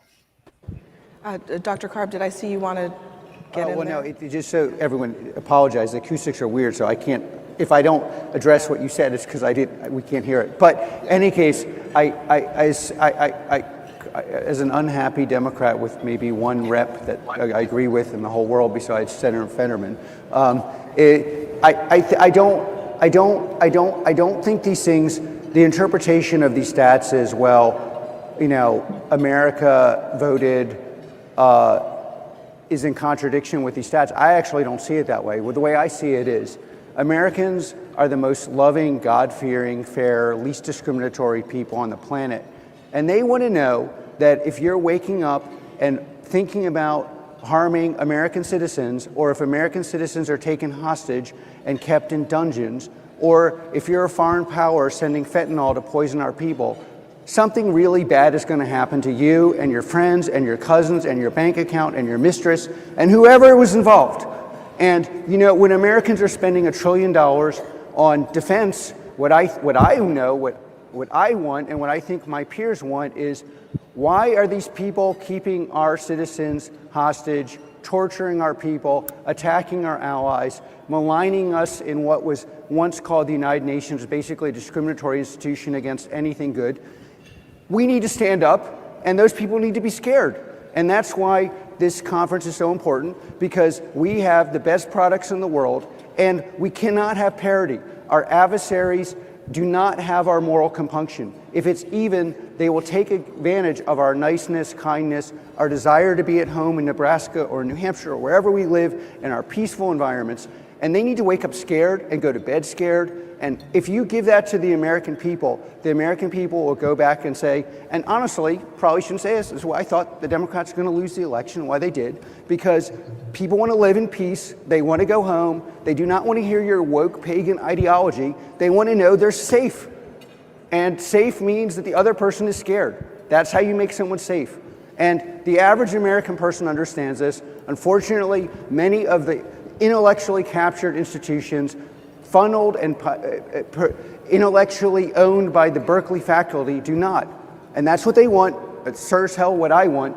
And that's what Palantir and all the people in this room, I hope, we're here to serve the American people. And my version of service is the soldiers are happier, the enemies are scared, and Americans go back to enjoying the fact that we're the only one with a real tech scene in this country, and we're going to win everything. Okay, what do you think? I think he's right. Most Americans want to be safe. I'd rather be free. And I think that's why we're seeing a lot of freedom and liberty erode away, is because people are just allowing this to happen. They're not resisting these things. Yeah, so that's my thoughts. Others? This is a very clever ploy to gain sympathy to the audience, for sure, because America was not built on safety. Not at all. The safety of the common good of the people. This is a false construct, in my opinion. And I don't care how sincere he appears talking about, well, this is what the American people want. I'm sorry, it's not what he's not speaking for all Americans, for sure. But he's building this this case that his products alone can keep us safe at home if we just give him the reins to surveil everything and everybody in the system nonstop, 24/7. You'll be safe, all right, but you won't be free. You'll be caught like a bug in the bug machine outside the goes zap, zap, zap. And so this is not what we want, folks. It's just not what we want.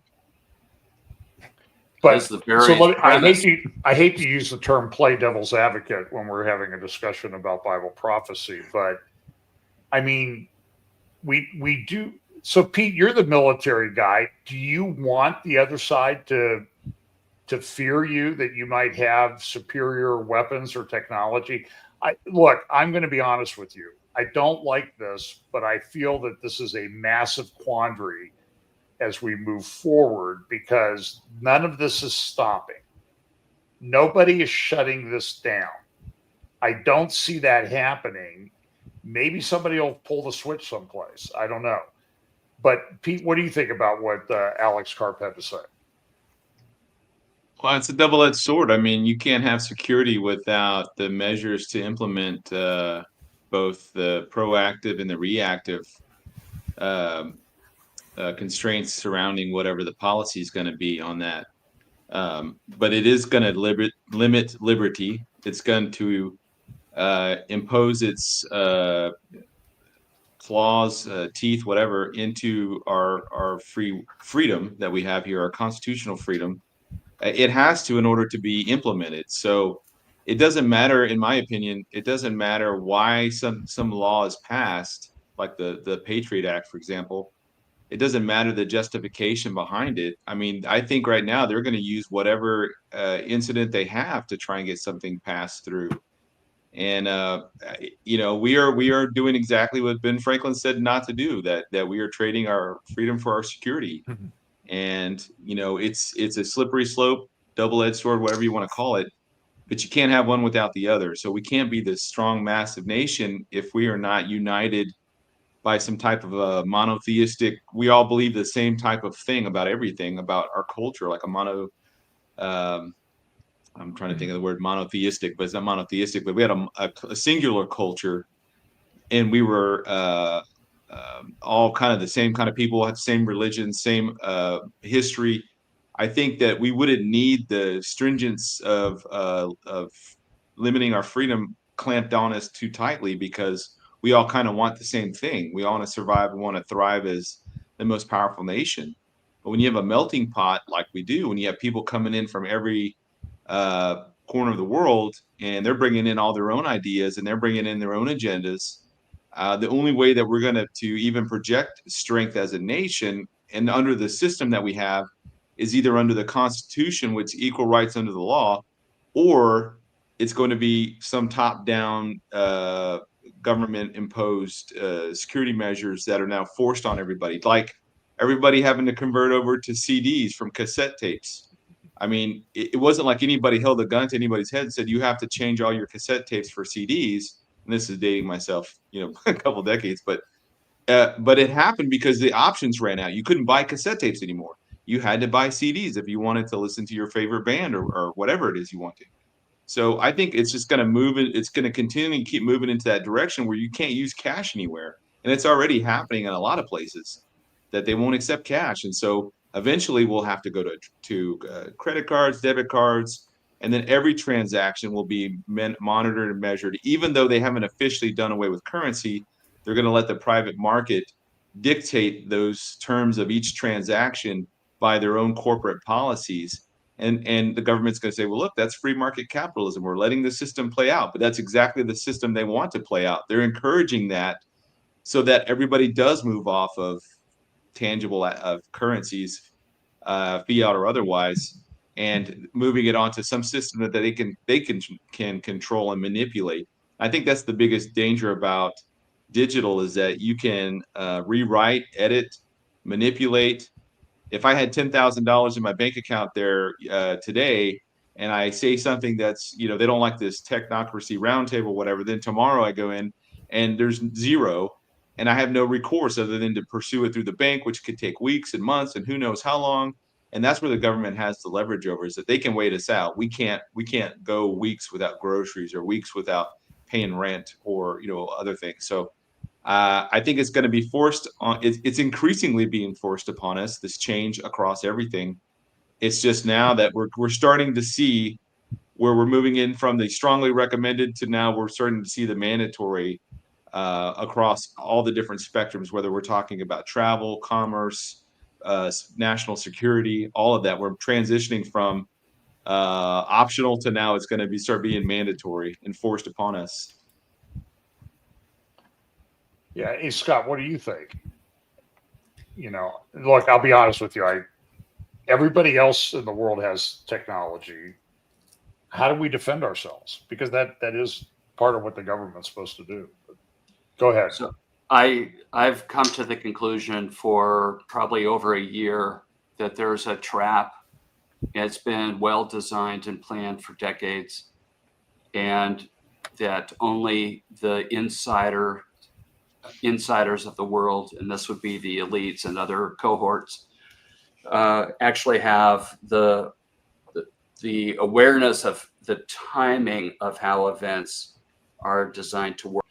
The average person will be trapped, and I don't see that we're going to fight our way out of this type of a problem. I just see that it's going. That's why I've been asking for thinking about best practices around what is the church going to say when we start to see elements of the Great Reset and basically the lure of digital currency coming in to rescue people and the consequences of that action. And I've been longing for very strong leaders. I would name several of them that I think most people would agree have a massive following and a lot of influence.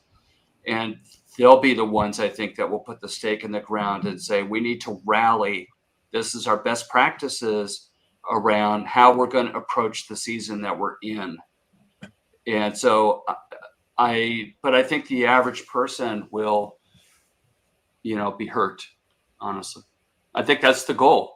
And when the elites tell you they're going to do this stuff, in other words, the Great Reset and all the implications for real world asset tokenization, putting things on the blockchain, the ESG, and the other scoring systems of social credit, they're telling you this, they're implementing it. And so at some point you have to scratch your head and say, there's really no way I can properly prepare for this. And so what am I going to do? And that moment of clarity, to me, resolves into do the best that I can, be prepared the best that I can, but be about the Father's business, because we are one day closer to the rescue plan. So I maybe see it differently than others, but just through a lot of reduction and coalescing of these complex problems, I've kind of determined that we need better effort from leaders in the church to be prepared for what we know are coming. I mean, this roundtable has been excellent in terms of foreshadowing or reporting on the foreshadowing that we see. And yet, who is going to stand up? What is the church's best practice position on these things? And this is way bigger than just a influencer talking or a watchman talking. And I think we're at this point where true stand your ground leadership will have to be asserted. And then people will make their decision based on their impression from the Holy Spirit, from their prayer before the throne room. They're going to opt in, they'll opt out. I don't know exactly how it will fall out. This is kind of where my mind, just starts, circling down into a pit of melancholy, because I know I can expect to see how hard this is going to hit people. And sure, wouldn't it be nice if comforting, well-known pastors and leaders would begin to say, hey guys, we're in the last yard, we're in the red zone, we see the finish line coming, and this is what we recommend. But will that happen? That's torturous, because to me, the need is so compelling that somebody needs to stand and at least do a draft of 0.001 in order to begin the ball and the iterations and the improvement as we see more and more things coming And things are getting clearer, guys. I think we could all agree it's getting clearer. And so yet, where is the iteration speed based on what we're witnessing out there in the world and the plans of various entities? Where are we going to give the guidance that I think the body of Christ is so desperately, looking for? And if it's not preemptive, we've made a bad mistake, because when it tips over, the dominoes push. It's too late to go back to a controlled landing in terms of comforting people. And maybe we don't want to hijack Titus 2:13 for sure. We want the Lord to have all the glory and to rescue us, and our hope is in him. And nothing else, nothing we can do should ever substitute for the hope. I think, Britt, you were very wise to bring that up again in tonight's series here. But I do have I don't know, John, I don't know what you think about it, but those are my thoughts. Scott, I think it's a difficult time. We talk about these things, and I think we probably get criticized for, you're just a bunch of negative and fearful. And I don't live my life like that. Okay. But I do think we need to think through and talk through these issues. And look, my personal assessment is that right now, nothing changing. Here's an example. I could give you 10 examples from this week. Here's one that's at the top of my mind. We have for years expressed concern on the right side of politics in America about China. China is using infiltration techniques they're our enemy. They're not our friend. And then I heard the other day a professor from Liberty University say, we need to make it a world where, China can have its spheres of influence. This is lunacy in my mind. It doesn't make any sense that we do this. On the other token, we say, we don't want Chinese chips on all of our stuff, which I agree with that. We want to root that out. But now we turn around and we're selling NVIDIA chips to China because we're getting a 15% tariff on them. It doesn't make any sense to me. And so my conclusion from this is, you need to think through these things, but I just don't see this being stopped or rolled back. And I know that sounds really negative, but I think it's on a progression. The question is how fast.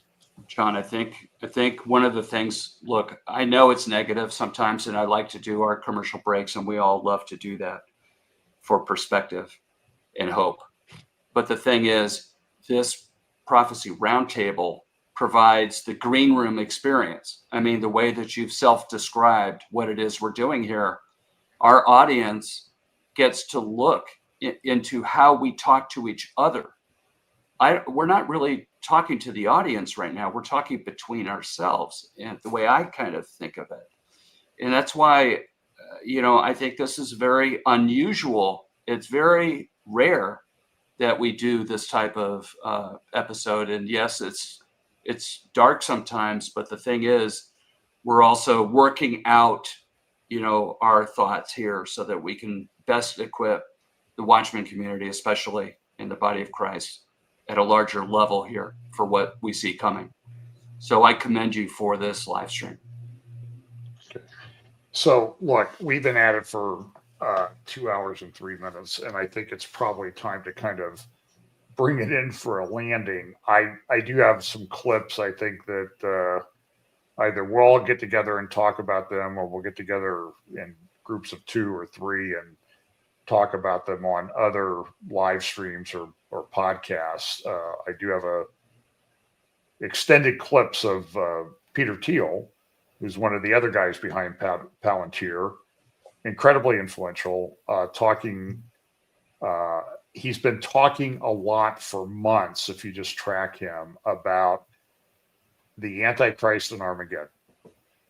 And he claims to be a Christian, although his lifestyle seems to indicate otherwise.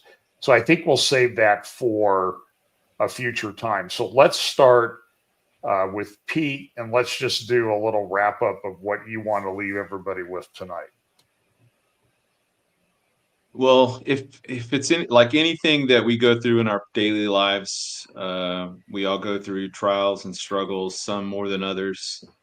And each time that happens, we just kind of are come down to the binary choice of either we let this crisis, this event destroy us, or we let it refine us and make us better because of it.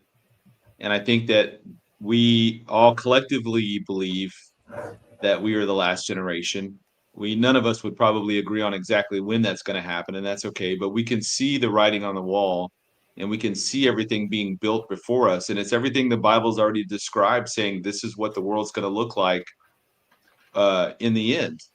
And so I think the fact that we have this roundtable, that we're addressing these issues in a public format, even though we are talking like we are talking amongst ourselves, I think we have to come down to that decision as a body, a collective body of believers. Do we allow this darkening times to destroy us, to silence us, to shut our voices out, or do we recognize the significance of the times in which we live and rise up like the people that God's called us to be? And I think if you were to take just you pick a denomination, but if you just had that one denomination begin to speak out on an issue across the United States, I think you would start to see traction on a lot of other things, and other churches would begin to stand up. That's the last thing they want the churches to do, is to stand up and take a stand like, we had in California with a lot of the, Jack Hibbs and John MacArthur's churches and other major churches that refused to shut down in 2020. Imagine a whole country full of churches like that say, no, we're not doing that because that's against the Bible. And here we're going to protest, but we're going to protest peacefully and legally. And we're going to use the rule of law to try and slow down or thwart whatever these, massive changes that the government's continually trying to push down on the society. But we don't see that. And so what we're left is a remnant of watchmen believers in this community. And we are doing our level best, I think, to reach our family and friends and churches to the point that it's kind of annoying, and it's good. That should be that way, because you know what? When it happens, it'll be that much more obvious and that much more evident to anybody that is left behind that, just like Jesus said in John 10, I think 13, we said that I tell you these things, or 19, I tell you these things beforehand so that when they happen, you'll know. And so we're talking about these things beforehand so that when it happens, people will know that this is exactly what the Bible said all along. And they're not going to be wowed by the supernatural components or the technological components to all the new changes we're seeing about 2030 and everything that's happening between now and 2030. New technologies coming out every day. Everybody's like, whoa, this is amazing. Amazon's got this new wristwatch, whatever thing coming out that basically is your own personal AI agent. It's all this stuff. It's not designed to impress us. We should be pointing at that and saying, look, that's what the Bible said it was going to happen a long time ago. We're seeing this being built right now. And it should be a wake-up call. And I think that as Christians begin to wake up and realize this, they become very vocal. And that's the last thing governments and Satan and his forces want to happen. So I think we need to keep preparing by being bold in our faith, talking about these things, sharing these things with our family, because right now I feel like the only thing that's going to be able to counter the great delusion that's going to come on the backside of the rapture is the fact that we're talking about these things beforehand, and that is where the strength in that is, that the Bible says it's already happened, it's already been predicted, and when it happens, that's only strengthening what the Bible's position is on that. So okay, let's go to Britt. Yeah, I would agree. I would say as Christians, we shouldn't be fearful or worried about any of the things we've talked about tonight or any of the other things that we see coming upon the world, there should be two emotions that we should be feeling very strongly right now. One is joy and knowing how close we are to the return of Jesus Christ, how close it is to Jesus coming back for the church. So if you're a born again Christian, if you know him, you should be filled with joy knowing each day we're getting closer to that point in time. You should also be filled with this overwhelming sense of urgency. And so we should be doing what Pete just said, planting seeds, telling people about these signs, telling people what the Bible says. Again, even if people say, I don't want to hear any more of that, that's fine. Plant that seed. When those things happen, those people will remember what was said. And they'll say, they got that from the Bible. Maybe I should read the Bible. So I can imagine that there's going to be quite a few people who become Christians very shortly after the rapture occurs, because they'll know exactly what happened and they'll get their lives to Christ at that moment. So we should be filled with a sense of urgency to plant these seeds and to share the good news of Jesus Christ, that while we were still sinners, Jesus, who lived a perfect life, he died on the cross, he shed his blood and paid the price for our sin. And then he rose in victory over death. Guys, Jesus he's the way, the truth, and the life. No one comes to the Father except through him. So it's through Jesus that we're reconciled with God. And that is an invitation that is open to anyone, no matter how fallen they believe they are. We should be sharing that with everybody we can. Make sure that you're telling everybody you know, your coworkers, your neighbors, your friends, your relatives, about the hope that you have in Jesus. Okay, thanks, Britt. Scott, then Patrick, and then I'll wrap us up. So I think just share that I talk to a lot of people either on the phone or through correspondence, and what I try to keep in mind is Hebrews 10:25. This is where it says, "Do not abandon meeting together, as is the habit of some people, but encourage one another." And then it says, "all the more as you see the day drawing near." And so one of the things in my keep it simple mode right now is just try to be an encouragement to others, to acknowledge how they are trying to do ministry themselves. I get to see lots of stories. This is what I'm doing with my rapture kit. This is what I'm doing for my letter that I'm leaving for someone that's being that suspect will be left behind. And I want to be a cheerleader in this season. And I think that encouraging one another is not only is it a loving, brotherly, and sisterly thing to do for each other, but there's enough negative, bad stuff. As you guys know, I could see a lot of it already. But my decision when I'm interacting with people, especially one-on-one, is to encourage, to listen and to encourage, and to make sure that they're not breaking fellowship, that they're in community, because I think that the distress that we'll see eventually will need to rely on each other quite a bit. So that is what I would like to leave with us. Encourage one another. We certainly see the day approaching. We've talked about it repeatedly tonight. But our action statement, not seeing that this is an elective right here, this seems like a kind of a command to me. We should lift each other up and help each other to finish well. And that's a theme that I'm trying to really grasp in this season as I see the finish line approaching. Thank you, Scott. Patrick? Wow. Well, I don't know about you guys, but I can tell you over the course of my life, I've been a Christian over 45 years at this point. I have so many things that God has done for me, and crises and mountaintops and etc. I can tell you I have a pile or a series of Ebenezer stones or piles that celebrate what he did for me along the way.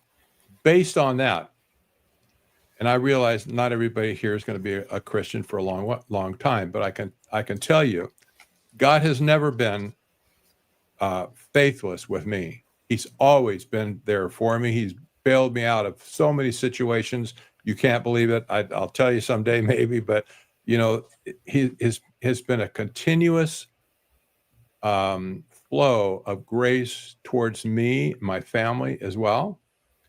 And I know beyond a shadow of a doubt, I don't care what happens in this world, he is going to be true for me, to me. I can stake my life on that right now as I'm speaking that. I would encourage you to, especially if you're a new Christian at this point, to consider the testimonies of older Christians who've witnessed the goodness of God in their life. He'll never let you down. I don't care what the situation is. I don't care how bad it gets. He will never, ever let you down. If you keep your eyes on him, like the Bible says, he's the author and finisher of our faith. He promised this to us. So that's my exhortation. I'm really glad you're all here. Tell me for sure. Thank you, Patrick. Thank you, Britt, Pete, Patrick, Scott. Let me just make a couple comments. I always feel at the end of these that we've not resolved the issue, and I think the issue is to many extent irresolvable at this point. We know that Jesus is coming back, and we look forward to that, and we look forward to him cleaning up this mess. That the world is a mess. And I personally don't live in fear. I want to be, I think we should all want to be wise people who understand what's happening in the world in instructing, as it says in Daniel, the wise will understand and instruct many. And I think we want to be that. So we have to be in the scripture. We have to be looking at things. And I think it's important that we have discussions like this. I do think that we're sort of, I think back to the pattern of what happened when Jesus came the first time. A lot of people didn't get it.